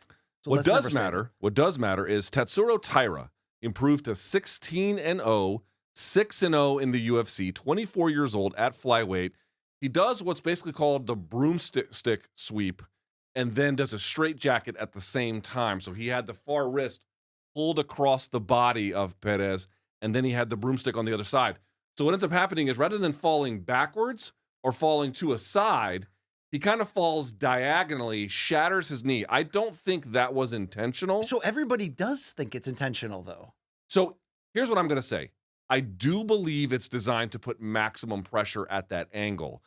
I just think more commonly the reaction that you get is that someone lets it go and then falls to that side. The fact that he had a straitjacket and prevented his arm from even being a poster from hand fighting probably contributed to him wanting to just plant weight that way. But this is not something I think you can easily repeat at scale. We can get him to fall in this angle. Most guys probably won't do that. So intentional in a sense, accidental to an extent in a sense. But the point I wanted to make was, BC, he looked pretty good before that too. What do you make of this performance, this finish, and maybe the future for Tetsuro Taira? It's bright. It's really bright. He's very happy, Luke. I don't know if you've ever heard him yell that into a microphone, how happy he is. Yes, that's like I have. his catchphrase. That's Yes. what the thing is. Look, 24 years old. Was he 6-0 in the UFC right now? Yep, that's right. 16-0 overall. I like the striking. I like a lot of what he showed. He did get hit a little bit more than I would have wanted there against Perez, who's a former title challenger. He's a little unruly at times. Sure. You saw the redness in his face as he was getting lit up. I wouldn't echo what Michael Bisping said, that this was a clean performance from start to finish. But it was There were some fouls. It was a strong one. And speaking of Bisping, can we just throw to that tweet here? I don't mean to continue to dunk on old Michael, but somebody jumped in here, Luke. And You said, put that in the rundown. Yeah, Bisping just told Taira that was one of the cleanest performances, yet he lost the first round. I poked Perez in both the first and second round and won via injury. Bisping, not my favorite commentator, so I'm taking part in this alley-oop dunk. But, Luke, if I'm going to believe that he caused that injury, then overall, I really like the adjustments he made within this fight and his ability, to take the back and make that transition, bring that to the ground. This guy's a tough out. I'm thinking title shot sooner than later, considering where we're at in this division right now. Yeah. How far away do you think he is? See, I don't think he's far from a title shot in the sense of who is in front of him that is up first or what more Well, wins. he's fresh meat in the division, and that's what this division needs. Right. The problem is he is still green. He is still raw. He's clearly talented. I mean, he's clearly got a lot of ability. It just seems like flyweight might run him quicker to the top of the food chain before his skill set has really matured. And in some sense, that's a blessing because it gets you to the title potentially quicker. It gets you to a championship potentially quicker, bigger money potentially quicker. But at the same time, you're not really getting the full development that you would want. And again, that's not me putting any blame on anybody. It just sort of seems to be a function of the circumstances for what they are. So I don't think he's that far. But BC, if I had to guess what might be next in terms of a matchup, what about Amir Albazi? He was supposed to fight Brandon Moreno. He had an injury in Mexico City, so that fight got subbed out at the last minute. He has been on a tear in this division. He's got a well-rounded skill set, particularly with the wrestling and sort of like top control grappling. At a bare minimum, it would sort who really deserves to ascend. And even if Taira lost, that's got to be one of those fights that would be a really good learning experience for him just the same. I actually love that fight if they can make it. Yeah, I'm trying to open up the rankings here on my phone, Luke, and I'm having a lot of issues with the technology. Here, in let me my pull it up hands, for you. okay? At 125, right? Yeah, so we know we have... Pantoja's champion. Yeah. 1 is Royval. 2 is Moreno. 3, Albazi. 4, Kai France, who does have a fight against Urseg coming up. 5 is Perez. 6, Mohamed Mokaev is another fun one that could do. I think Mokaev is... And this is without, by the way, Gvozdyk, this is without the changes. So Taira hasn't been officially re-ranked yet. They're very quickly. 7 is Manel Kopp. 8, Nicolau. 9, Urseg. 10, Elliott. I think Urseg is underrated. So there's a few of these we could do. I think Manel Kopp has a fight coming up, so he's booked. But, dude, to get a fight with Albazi or the winner of Kai France and Urseg, you got some I think you fun nailed it. shit. He needs one more big one. Perez is a great name for former title challenger, and the way he did it opened some eyes. He's got the win streak. He's got the youth. The idea of resurgence in Japanese MMA, Luke, that you talked about in the lead into this fight. But I think Kai France, if he gets back by Urseg in that fight in Perth, could have the inside track. I also think Mokaev deserves it ahead of him. But when you look at this division, Royval's the number 1 contender, but he's already lost twice to the champion. Right. So that's going to be hard for him to get back over the top, right? Urseg coming in there after 3 fights, gets the title shot, nearly gets it done. Do you think Urseg can get back into position for a rematch because of how close the Pantoja fight was if he beats KKF? Yes. Yes. So this division is pretty interesting. I still look at Mohamed Mokaev as the biggest wild card. I think he's coming along really well. I just don't see enough offense yet. Okay.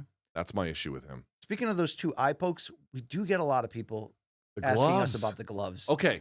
We're only what, a few weeks into the new gloves? 3 events, basically. Let me say this about the gloves. Apparently, RJ Clifford, who is the producer for the UFC weigh-in show. Yes. A friend of mine as well. Shouts to RJ Clifford. A radio host, right? That's how actually I got started. I did a radio show with him to start at SiriusXM, and then we, worked together for some time. But he told me on Twitter yesterday that the UFC is apparently very closely monitoring this. not just for the eye pokes, but there have been, I think, 3 knockouts in 3 fights. Which is not good. Right. Something absurd. Wait, 3? You're saying since the new gloves, there's been 3 knockouts in 3 full fight cards? Yeah. Something like that. Or maybe it's 4, but Gaff and Nocita, can you double check that, please? We'll double check it, but I want to say one of them was with like a knee strike, so they're not counting that one. Right. So it's like a minority handful. The point I'm trying to make is this. We don't have enough information right now as it stands as of the recording of this show. We simply don't have enough of a sample size. However, do you remember when they introduced the gloves and they were like, "Oh, we've tested these a little bit and the results were encouraging." And I was like, "Yeah, right. Let's see what the tests actually look like in the field." Again, we need to wait and see what happens. We could get an event next week, BC, that's UFC Saudi Arabia event, and all of a sudden we're getting nothing but knockouts. So let's hold our horses for just a second. But if it does turn out that they actually do impact knockouts negatively and that they don't do anything to meaningfully cut out eye pokes, I'm going to say it one more time.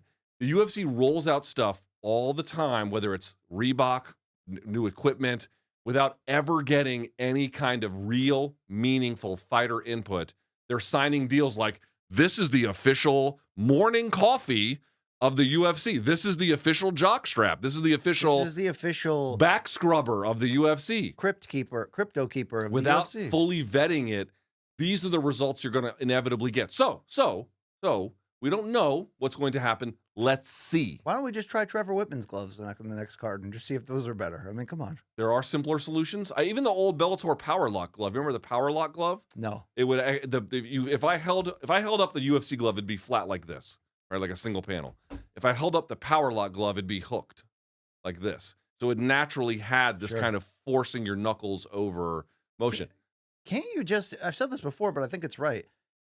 Separate from the gloves, the idea that so many fighters are trying to block or gain distance with their fingers out, which is causing this, right? Yes. Why don't you take a point away when you poke somebody, and then that will force you to not do that? Yes. Is that too easy? I don't know. Also, one thing I want to say. No, would you be against that, knowing how big one point is? I've been saying I don't care. Those are the fucking rules. So then enforce them. I know the UFC doesn't have direct oversight on that because it's the commission, but enforce it. I will say, if they did make gloves that did meaningfully reduce eye pokes, again, can't eliminate them. The goal would be to meaningfully reduce the number. That would be a simpler solution than trying to solve officiating issues. So I actually would love the UFC if they could do that rather than trying to fix it on the back end. But I guess the point I'm trying to make is I looked up the company that did the redesign for the gloves. To my knowledge, this is their first time in the combative glove experience. They design helmets and they design face masks for American football. They do more than that, but that's their primary sort of work that they do.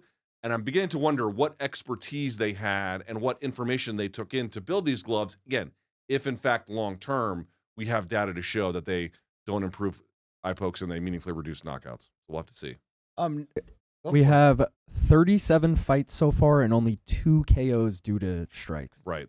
Not a great percentage. But again, that's not a big enough sample size to really make a full judgment.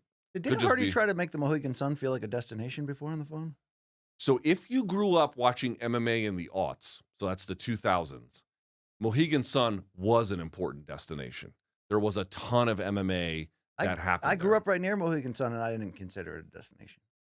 Well, nothing in Connecticut's a destination. Connecticut is a shit New sty. Haven pizza, dude. Okay, okay, it's the best in the world. All right, there you go. Hey, Luke, we're gonna get you looking ahead to this pretty damn great UFC Saudi Arabia debut card this Saturday. But before we get there, you already know what's coming up. June 29th, UFC 303. Yeah. International Fight Week in Las Vegas. No Conor McGregor, but damn, when we're talking about Alex Pereira, Yuri Prochazka, part 2 in the main event, Brian Ortega, Diego Lopes, your new co-main event. Lopes Lopez with a Z? with an S, but it's pronounce it with a Z. Weird. They were Colombian. You would already know how to pronounce it. I would. I would have a greater premium. Look, could it get any better than 303 and IFW? It's a great card. I mean, it could get better, but it's still pretty dang great. Let's put it that way. UFC 303 is going to be a banger of a card, and we've got a great way to make the entire experience, we think, we can make it better. A little bit better. You partner up with our partners. We're talking about what? about DraftKings Sportsbook? Fantastic partners, the official sports betting partner, in fact, of the UFC. And this is a banner card, an annual tradition every summer with some freshly announced fights. And if you're new to DraftKings, we got an offer for you. Check this out. New customers can put $5 down and get $150 in bonus bets instantly. What do they have to do? Is there like a code or something? It's pretty simple. New customers, as we indicate, bet just $5 on literally anything inside the DraftKings Sportsbook app, and you will receive $150 in bonus bets instantly. And the way you get that, BC, is you use our code MK. Can I bet on stick kicks in the PFL? I don't know if you can bet on fouls, but I'm sure you can bet on lots. By the way, you can do parlays. You can do heads up, you can do overs, unders. You can do straight up. Any different kind of betting situation. Just like that. Use our promo code MK. New customers can download the DraftKings Sportsbook app today. Put $5 down on any bet. $150 instantly of bonus bets. If sports betting is not available in your state, don't worry about that, because DraftKings is a one-stop shop for all things daily fantasy, where you can take in all the fun and bring home cash prizes. Download the DraftKings Sportsbook app now, but don't forget our promo code MK. Just also, like last thing, if sports betting is not available in your state, don't worry. I just said that, Luke. Oh, you did. Sorry. Thanks Well, you know what? We can just remind them one more time. It's a one-stop shop for all things daily fantasy. I just said that, but that's fine. I tune you out, okay? One thing I want to tell you about DraftKings, though, the crown. It's yours. It's not mine. The crown is yours, but for BC, the crowning is his. You know what I'm saying? But quickly, I rewatched Prochazka. See, I'm trying to not say Padeda anymore. I'm trying to say Padeda. I'm trying to say Pajeda. That's it. Pajeda. No, Alex Pajeda. So my understanding is it's two R's in the middle, or if it starts with an R, but it's just just break it down slowly. Pereira. Padeda. No, that's wrong. That's wrong. Here's what I'm trying to say. He's like Acosta. I rewatched it. Smith. I don't like that stoppage. Cock and balls. I don't like that stoppage at all. In Dick fact, and ass. Huh? Do you recall? I don't like the stoppage. Why was there not more of an outrage? Last November, Madison Square Garden. If I recall correctly, he looked to be more out upon further review than he did. But even multiple replays, I still can't confirm. Didn't Yuri admit he was out at the post-fight presser? Oh, that's right. I forgot about that. So it doesn't look like he was super out, but I think he even acknowledged that was kind of done. Sometimes so many fight cards come and go, you forget what happens. And I'm rewatching it. I'm going, okay, I know how this ends. And he didn't put up a fight, which I'm glad, because it's like, dude, you take an enormous amount of abuse. If people think you are done, yeah, that's fair. You know what I mean? Like, I understand that. I totally understand that. Hey, let me ask you a question. Do you want? I'm going to call an audible here. See if you want to do it. Do you want to punt? Hear me out. Do you want to punt for today on UFC Saudi Arabia preview, and then do a full-on preview together for later in the week? Yeah. You want to try that? I love that idea, Luke. You want to try that? I really love that idea. All right. Why don't we pause the UFC Saudi Arabia talk for today, and then we'll just do a podcast devoted to UFC Saudi Arabia. Like later in the week. Later in the week. I think we deserve that. Hey, no female fights on that card. Must be a coincidence. Okay, there you go. All right. I will say one thing about that card that I'm kind of be looking forward to. And again, no one cares about the sports washing anymore. I realize everything is just infotainment 24/7. I'm more into ball washing. On occasion. With Manscaped. Yeah, go keep what I was going to say was that show is going to be on ABC. Yes. I wonder to what extent there's going to be any Mohammed bin Salman. That's the guy MBS. MBS. I wonder if there's going to be any MBS blandishment on the broadcast itself. The only one to do that so far was WWE. No. They did it at one of the Ngannou fights. I can't remember which one it was, whether it was Joshua or Fury, where Bruce Buffer thanked him by name. No, sorry. Oh, no, okay. Not Bruce. The Michael Buffer. Yeah. Michael Buffer thanked him by name. WWE ran like 3-minute promos about like life in Saudi Arabia and all that stuff. Yeah, there's journalists in jail. All right, well, then that'll wrap up our topics for the week. We got 2 more great segments for you to come, and the next one is where the fans get their voice. Hold on, real quickly. Yeah, what do you got? Level of interest in this Saudi card. Monstrous. Really? Huge. I love this card on paper. I really do. Okay, outside of the main event, you have a fight that really speaks to you the most? Yeah, I've got a few of them. Let me call it up. So Co-main is interesting. It's Pavlovich and... I thought we weren't previewing this. I don't know. Volkov. Look, Gastelum D-Rod, I know it's not for high stakes, but you know I love that fight, okay? Okay, that's the fight I care about the least. The one I love for action. Okay, maybe these don't have high significance. Johnny Walker, Volkan Ozdemir, I'm all in. All in. Dude, that's Bang got it. someone's going to slip on a banana peel and paralyze themselves. Okay. Written all short over of it. paralyzation. Okay, look, it's not an A+ card, but it's a very good card. Kicking off Saudi in ABC. Shara Bullet has my attention. That's a big one. He's in the featured prelim main that's a event big there. What do you know about his opponent? Maybe we'll save that for... we'll save that for the subsequent podcast. All right, what we do every Sunday night here on our Instagram at Morning Combat is we put a call out to you listeners to get your questions answered directly. Yes, this is one that's called DMs from the Donks. Diggity dongs. All right. Hold on. Let me say something. Please. Nosita, can you please come to the microphone, sir? It's Long Island Luke. That's what we Yes, call I'm it. here. We need no more donkey ejaculating noises. That's number one. We need a Friday show. And a Friday show. We need a hip hop sound for when one of us dunks on the other one. And we need a new opening trailer. We need a 90s counter, too. I'll add it to the Yeah. list. Get on it. Can we on Friday show when Luke said chee-wee-wees, can we get that as well, please? Yes, we're Sound definitely drop, the getting chi that. weaves. We know what we need. What do they used to call those things where you could hit the buttons? God, what was it called? A sound? Oh, no. The sound machine. The sound machine has a name in radio. It's called the 360 instant replay. That's what you have to have. Okay. We need a 360 instant replay. Were you a big Miami sound machine fan in the 80s? Gloria Stefan? Yeah. I mean, I wanted to bang her or something like that. but- Did the rhythm end up getting you or no? No, but didn't? I didn't come to understanding the. Now it just seems so self-evidently obvious, but I didn't understand Latin women? Latin women until later in life. I still don't understand them. I'm real big on like Eastern Europeans and future waitresses. Yeah, they yell at you a lot, but it's great. All right, there you go. All right. Hey, let's go to these DMs from Donks. Number one is coming to us from that Sean Moore. Okay. Not to be confused with the other Sean Moores, who in the history of boxing has been like Tank. It just seems like once he figures you out, your consciousness is a ticking time bomb. Just curious to see historical comparisons Or if he's unicorn. I thought about this. Look, after The ones everyone says are Mike Tyson because of how rapidly he can close right, the but show. really he fights nothing like Mike Tyson. No, he does not fight I like think Mike if you're looking for, it's kind of weird. He kind of combines two different elements, in my opinion.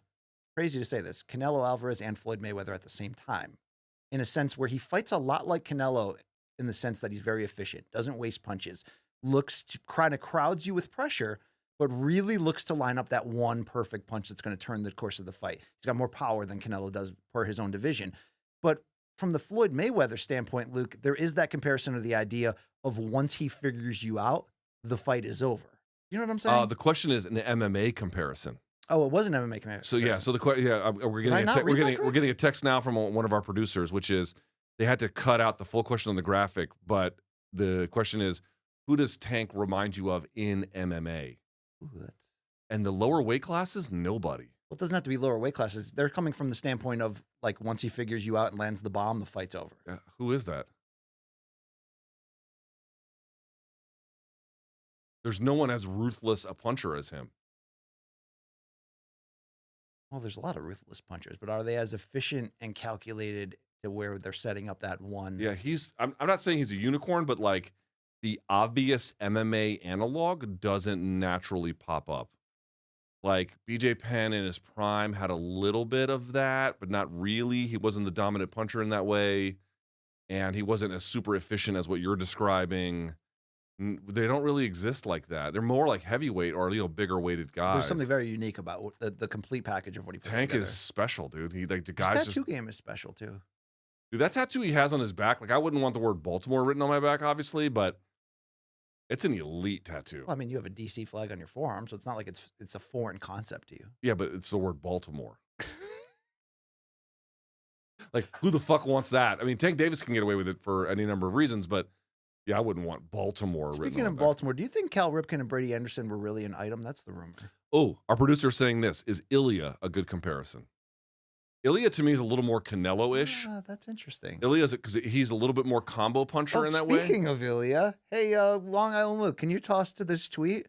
It was Father's Day, so I was reading all the tributes online. Ilya put out a great tribute. He's like, I want to I saw express this. my gratitude to this person for providing me with everything I have, for supporting me, and I can't. It's a little bit. It's a little. I'll do it. I have for supporting me to withstand any circumstance and for never losing faith in God and in the attraction of all good things to me. Always relying on me and giving me the life I now enjoy. Today, I want to thank myself for all the times I've respected myself, loved myself, forgiven myself. Long live the matador that lives inside me. I will always be proud and with a smile on my face, remembering all Dude, that I have accomplished. Get a room with Luchador yourself, por Ilya. siempre. Long Island Luke, you had an idea of who actually wrote that tweet, right?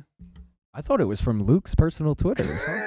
Hey, fuck your life. How about that? How about all y'all? Fuck y'all. Everyone back there is laughing and pointing at me.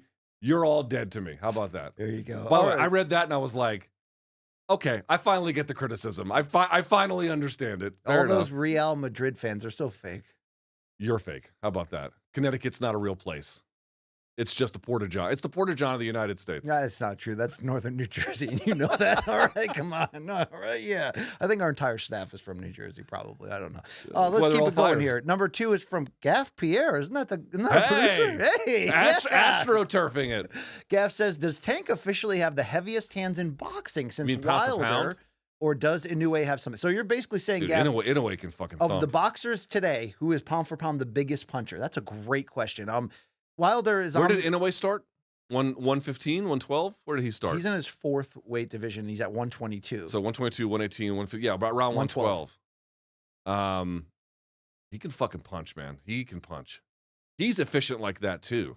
The thing is, when Tank does land that one single punch, the fight's over. Like that's what's Yeah. happening, fight after fight. It's like that one big punch is ending it. You know what? I'll say this though. That's what Inoue has done. It not in the same overall way, but in the last few fights, that's what he's done. I mean, Against Luis Nery, one punched him. We don't consider Benavidez, who has ridiculous power and has knocked out every opponent he's faced.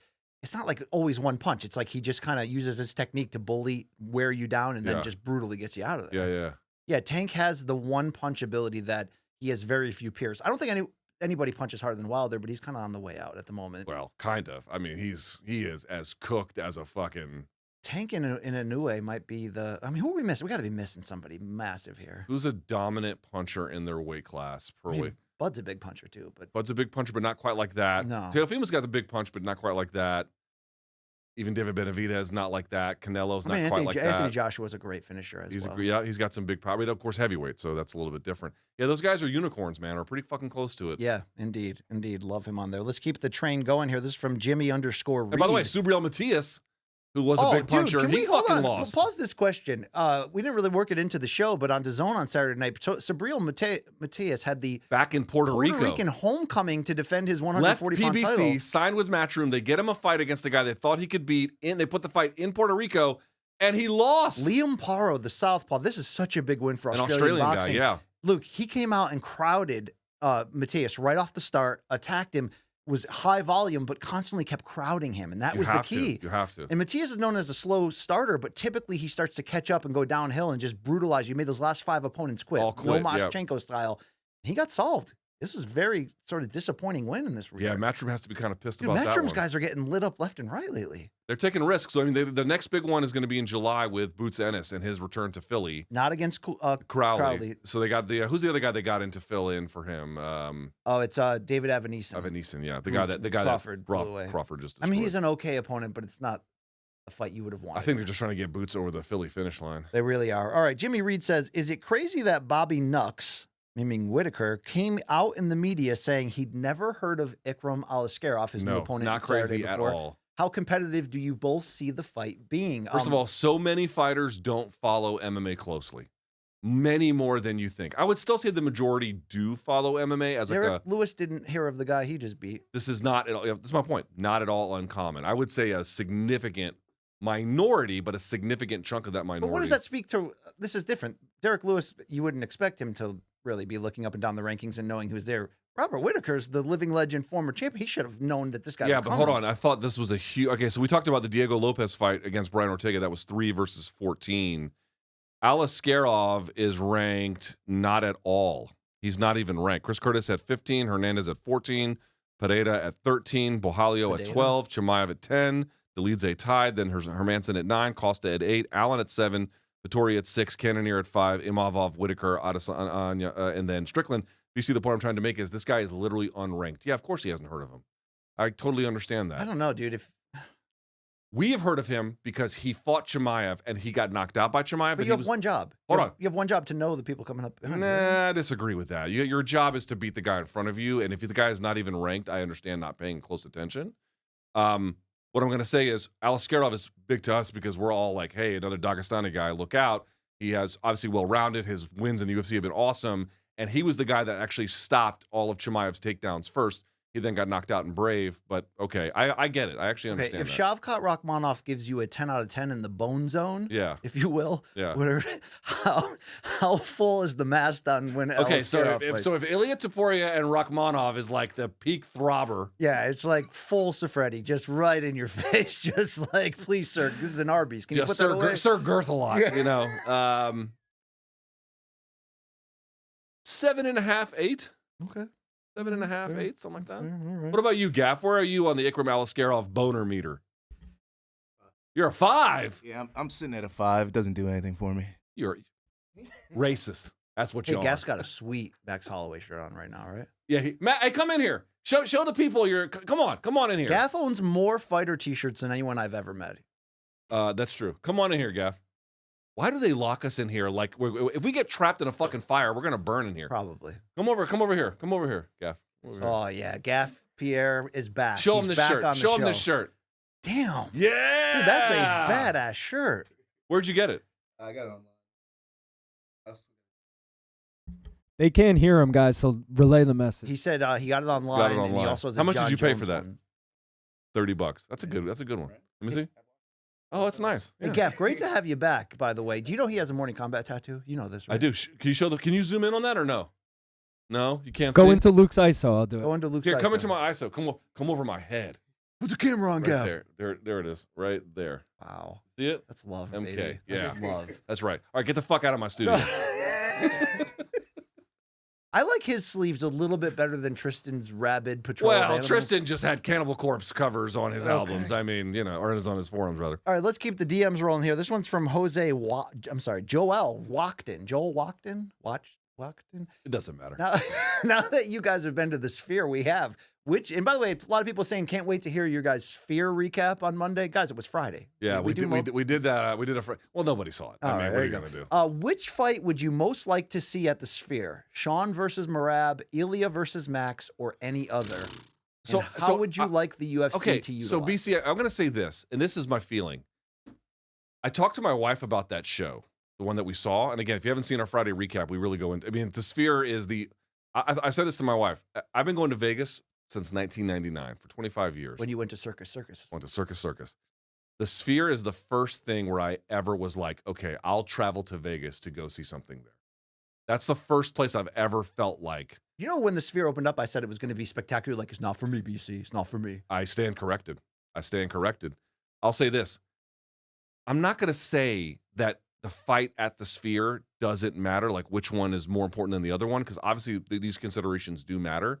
But to me, the thing I go back to is you have to put so much effort into the visual display that goes up there. Yeah, they're already 17 million. 17 million in the hole, Dana White told, I think it was Sports Business Journal last week, and they're not even close to September yet. So my thought is, BC, I'm not going to say the fight doesn't matter, but I am going to say like the overall production value to me is as equally important a consideration as whatever main event holds it on top.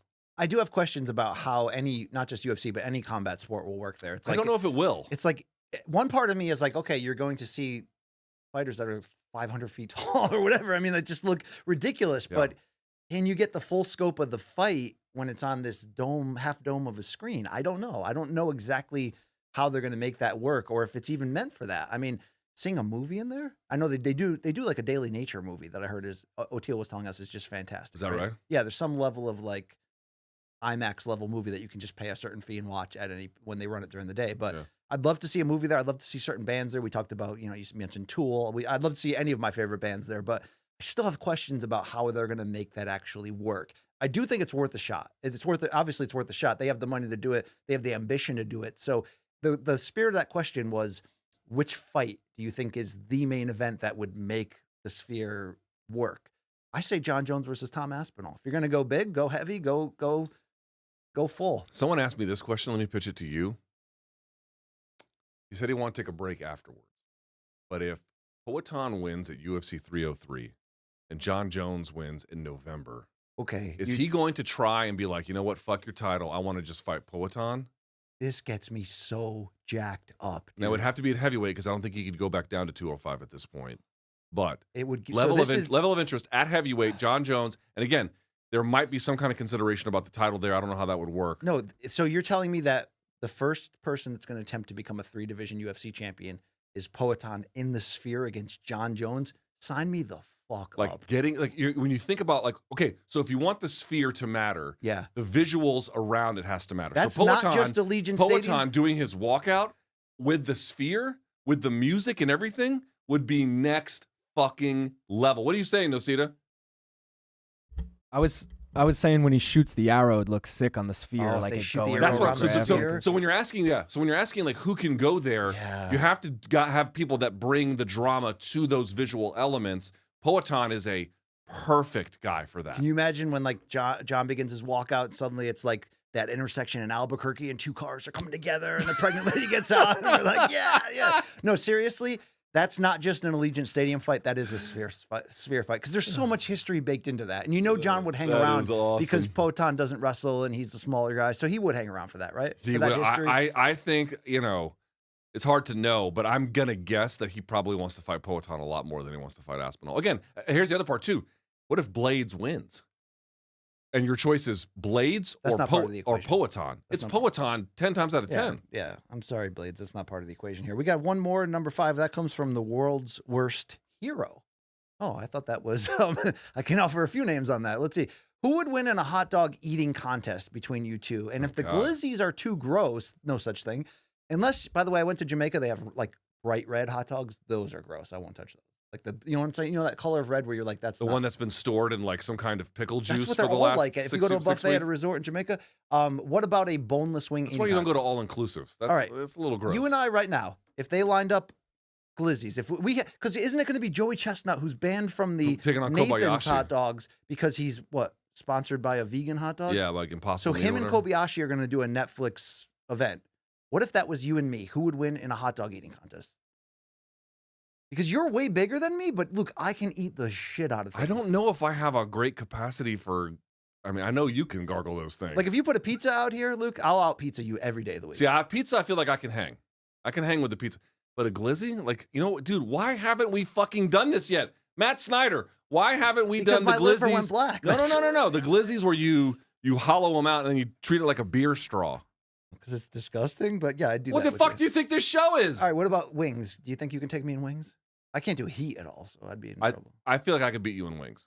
Glizzies, I don't think I could beat you. But pizza and wings, I think I could take you. All right. What about a weed off? Oh, you're going to take that every day of the week. I don't know. 3 margaritas, Brian. By the way, I had 2 drinks yesterday, total all day. Yes. I had one in the afternoon and one at dinner, and I'm hungover now. Like washed doesn't begin to describe how I did feel. out Delta you at the Sphere. I was in row 8,800. Well, motherfucker. I mean, the amount you stuffed in your gullet. I was like, I don't know if he's coming home from this show. I mean, we can just bury him here. He's made it. All right, we got one more segment here if I can find Why don't you tell people you walked home because you didn't want to stand in the fucking line? I walked 2 miles back from the Sphere. And the reason why it was 2 miles is because you were lost? The way they tried to funnel all the people in one direction, and it's that not direction, the roads are meant for cars, not pedestrians. Well, the direction leads you inside of a condo complex and a dead end. Like I was just like weaving in and out. It was one of the worst walks through hell ever, but that's fine. That's neither. Well, I left early and got home right on time. Here nor there, as you say. We close the segment with the best segment in all of combat sports here that I do every Sunday when I scour the globe for the good, the bad, the ugly, the high, the lows, the in between. From combat sports and beyond. I put this together at the airport, Luke, which usually means it's a step down, but I'm going to pre-grade it ahead of time and say it's still a solid B+. Are you ready for this? Yes. It's the shit of the week. I hope you've seen it.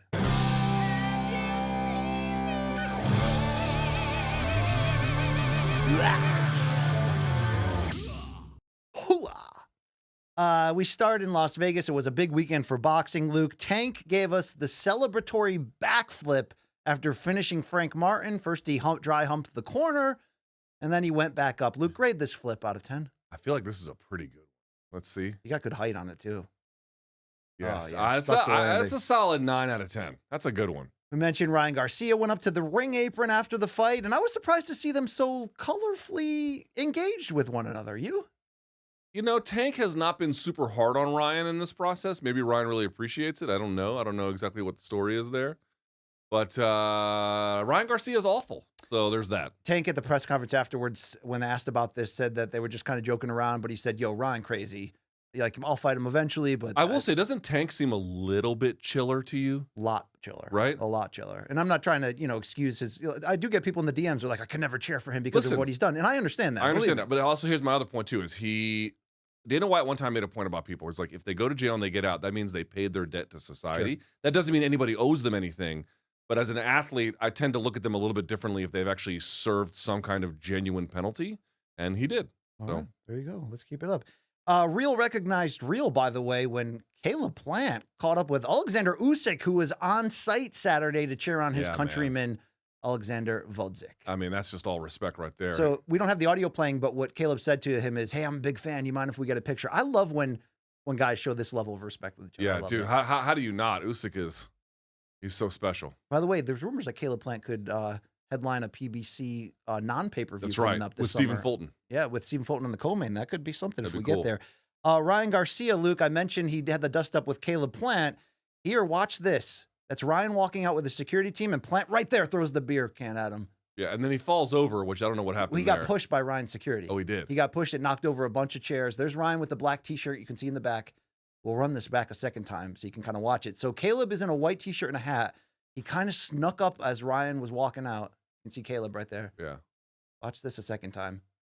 Full beer bottle right at him. Like I said, man, I don't wish for this kind of thing. I just don't know how you can talk that way about people who do this for a living and then expect to just walk through that. I do not know what he's asking for at this point. He's going to get it eventually. And finally, in boxing, Luke, Chris Cyborg improved to 4-0. Dude, she put the knuckles to this woman. I don't know what she does for a living, but...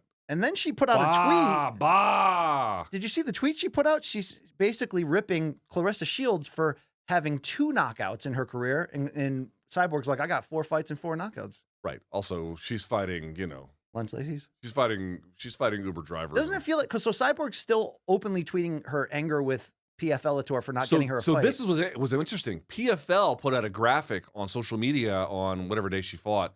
That was like, we wish you best of luck, Chris Cyborg. And I'm like, or just book her an MMA fight. Or just give her a fight. What the fuck? I wonder if she can get herself. Remember, she was trying to fight Katie Taylor at one point. Do you ever think she gets into a really big boxing like Ngannou did? Of anybody who's got a chance, Chris Cyborg's got a chance. She can crack. There's no doubt.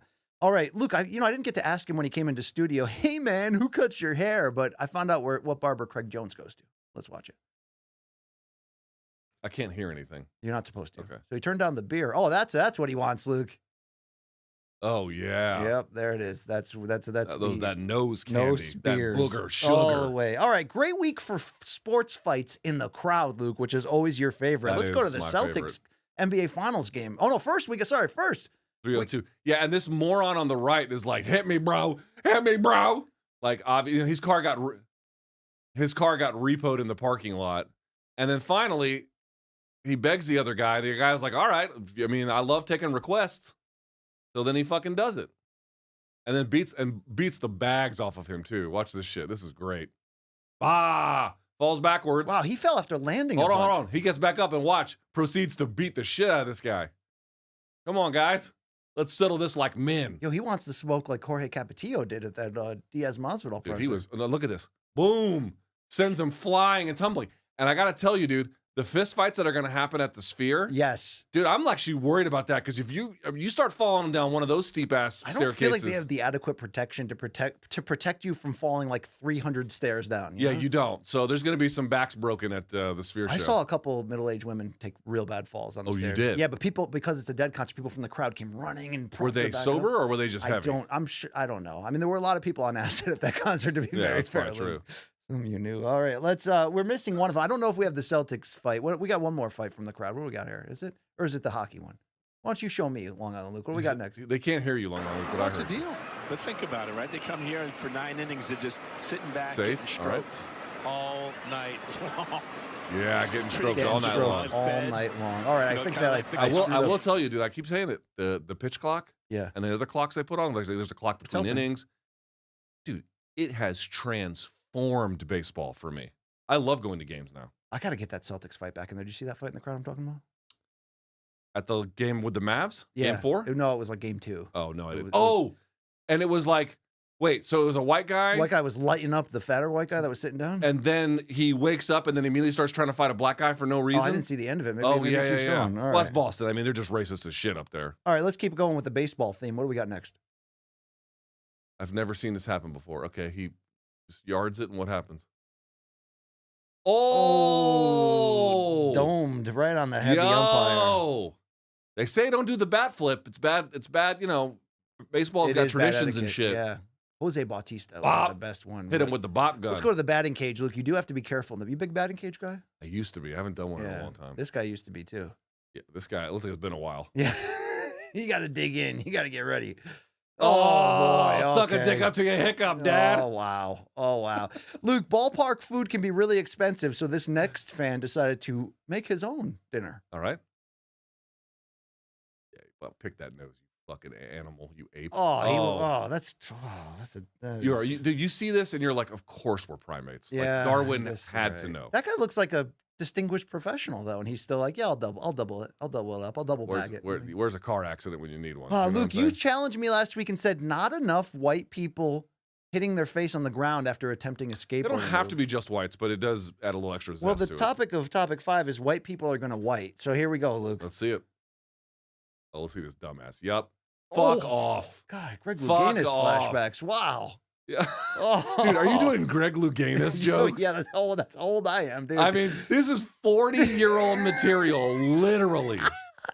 Let's check out our Scorpion. Hold on. Show of hands back there in the production room. Who knows who Greg Louganis is? Not a soul. Well, he hit his head on the diving board, and turned out he had HIV. It was a whole thing. And the as Olympics. Luke would say, it's not your guy's Snyder fault. knows who he is. No one Yeah, else. Snyder's an old soul. It's not your guy's fault that you were born in Greg 1998. Louganis bits. All right, Luke, let's keep this going. Here's our Scorpion of the week from the grocery store. Watch this. You ever do this with Tukes? Just, ride the cart down the aisle? She wants me to do this. Get in there and just break your good back Lord. up. Yeah, You that guy's not coming back. Darwin Award. All right, let's get on the BMX bike. Let's hit the trails. BMX is big in Colombia, by the way. Oh! Damn! Yo! That's called a facial, Luke. Look at That that. is an innovative way to go logging. Holy fuck. Could you break a log like that? Don't know. Never been attacked by a tree. Yeah, that's fantastic. First time for everything. All right. Let's go to the water here. Wow, this is getting good here. We're heating up. Yeah. These are the whites. Oh, nice try on that. You know what I mean? He tried, Luke. Oh! You got jacked up. Remember when ESPN used to do that? Dude, ESPN, for folks who don't remember it, used to do a football highlight segment that was literally CTE. It's like CTE this week. Indeed. Now we do that here. We got one more fatality for you on the skateboard. Fatality. Finish him. Oh, yeah, he's finished, Luke. He is finished. You're right. Wow. Finish him. Oh, indeed. Toasty. Luke, you never want to get rear-ended in an automobile, but especially not from this car. I mean, unless you're into that, you know what I mean? Mel's hot dogs. That's a glizzy. All right, it's time for our T-shirts of the week. This always I've gets dated fun. a few girls who could take that one down. Luke, you ever meet God before? I am the god of fuck. Okay. Let's go to some better T-shirts. Let's keep it working. I got Lockjaw doing graveyard shifts at the. Oh, do I have to read this? You don't have to, Luke. At the de-sucking factory, and all I got was Lockjaw, as previously mentioned.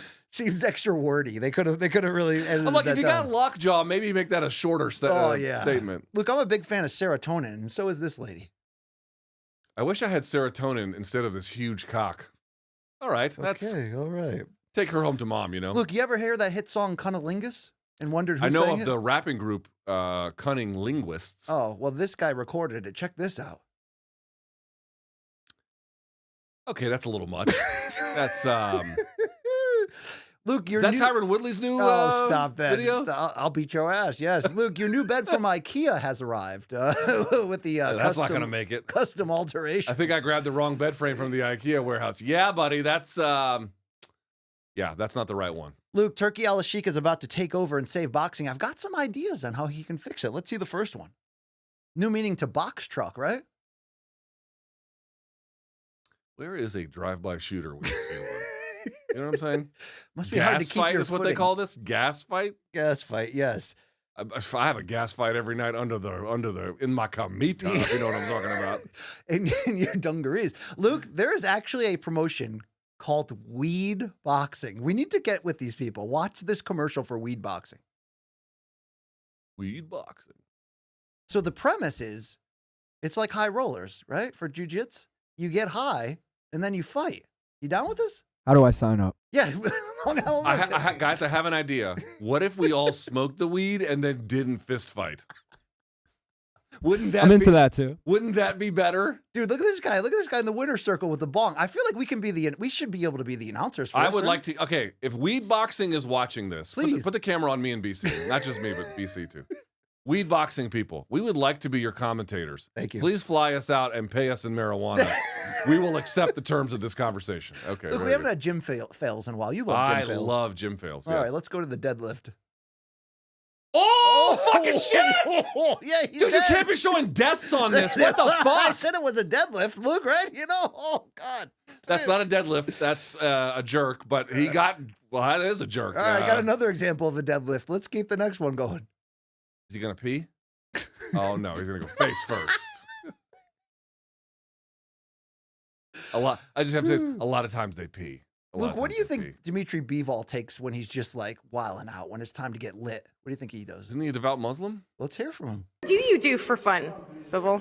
What I do? Yeah, what do you do? Drink alcohol, cocaine, heroin, everything. Okay. What's your favorite alcohol? I'm joking. I know, I'm joking. Cocaine? Heroin? Yeah, you could have told me. I'd have been like, right, that's what I do as well. Indeed. Signs, Luke. Everywhere there's signs, right? Blocking up the scenery. Do this, don't do that. I love coming. Well, Shout out to Augusta, Maine, Luke. There's some weird people up in Maine. You know that, right? I mean, I don't think we have any fans. Just give of Maine MK to the from Canadians and call it a day. Oh, wow. Just give it to the Paquettes. You can have it. Yeah. There you go. All right. I hear good things about it, but Yeah. Luke, you ever been to this place before? Bonerland ahead. Most mornings. Do they Most have those mornings. beaches? They have those at the Colombian beaches, these signs? Bonerland? Yeah. Oh, they got big ass land, though. All right. We got one more sign for you. Pierced titties taste like house keys. Can you confirm or deny, Luke? That may or may not be correct. All right, your street fight of the week. Let's check. Is that this a Banksy we just saw? It could be. It Yeah, could I be an think that's a original. Banksy. Yeah. Pierced titties taste like house keys. Watch this fight. What the fireman's carry kind of? Sidewalk slam! Sidewalk slam! He kind of took the kick, but then he hits like the high single to an Iranian, sort of, and then just says, "Fuck it, I'm gonna come right on top on your fucking ribs," and then he crashes on top of you. God damn. Where in Russia was this? Probably, yes. Probably, indeed, yes. That's the answer. You a big billiards guy? I used to play billiards back in the day. All right, Pool. watch this trick shot. You ever pull this off?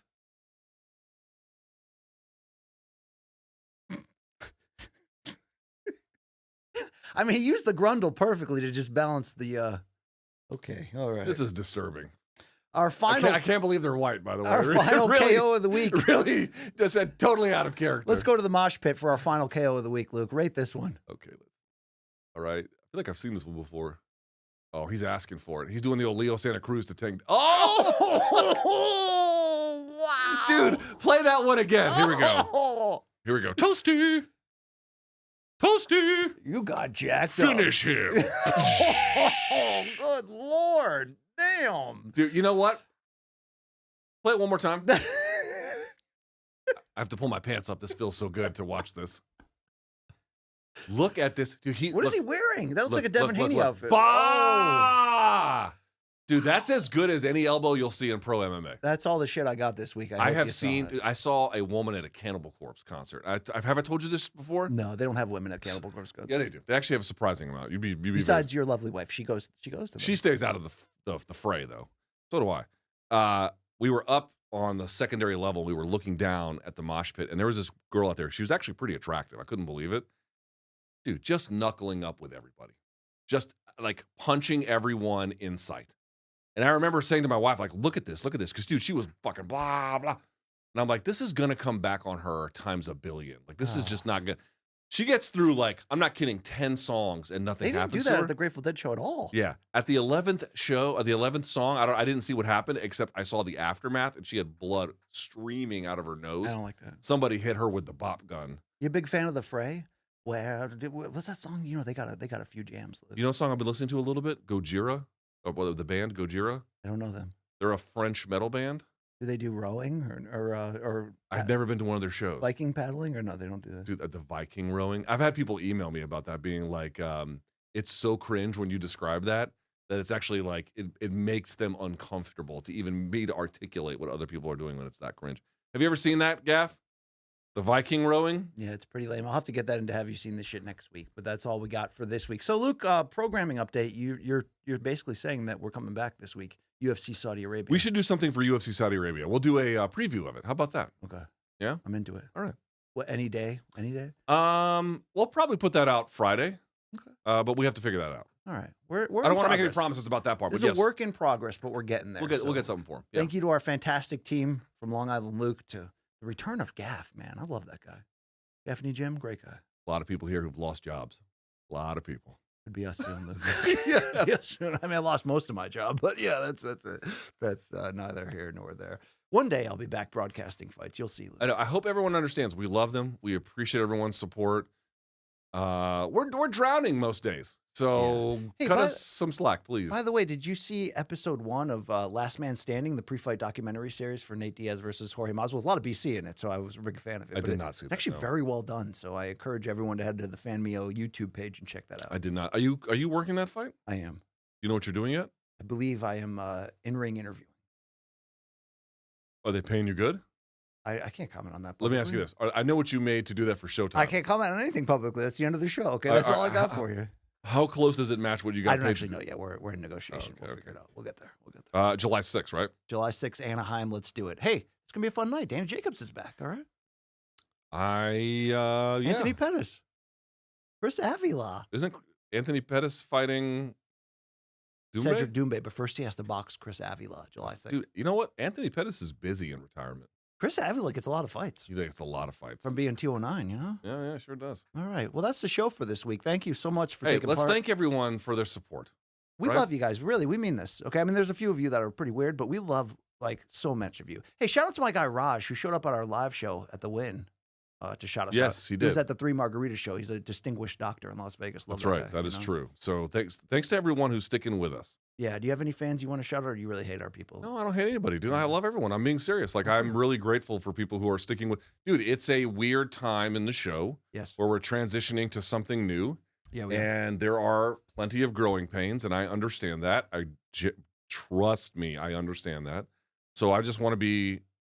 We have more growing pains than Alan Thicke, Luke. Yeah, I am saying this very clearly. I'm super grateful for the people who are sticking with us and understand what we're trying to do. Yeah. That's it. That's all I can say. You know, I had to take a dump earlier, so I didn't go in the no dump room. And then the other room was all the dumps were filled.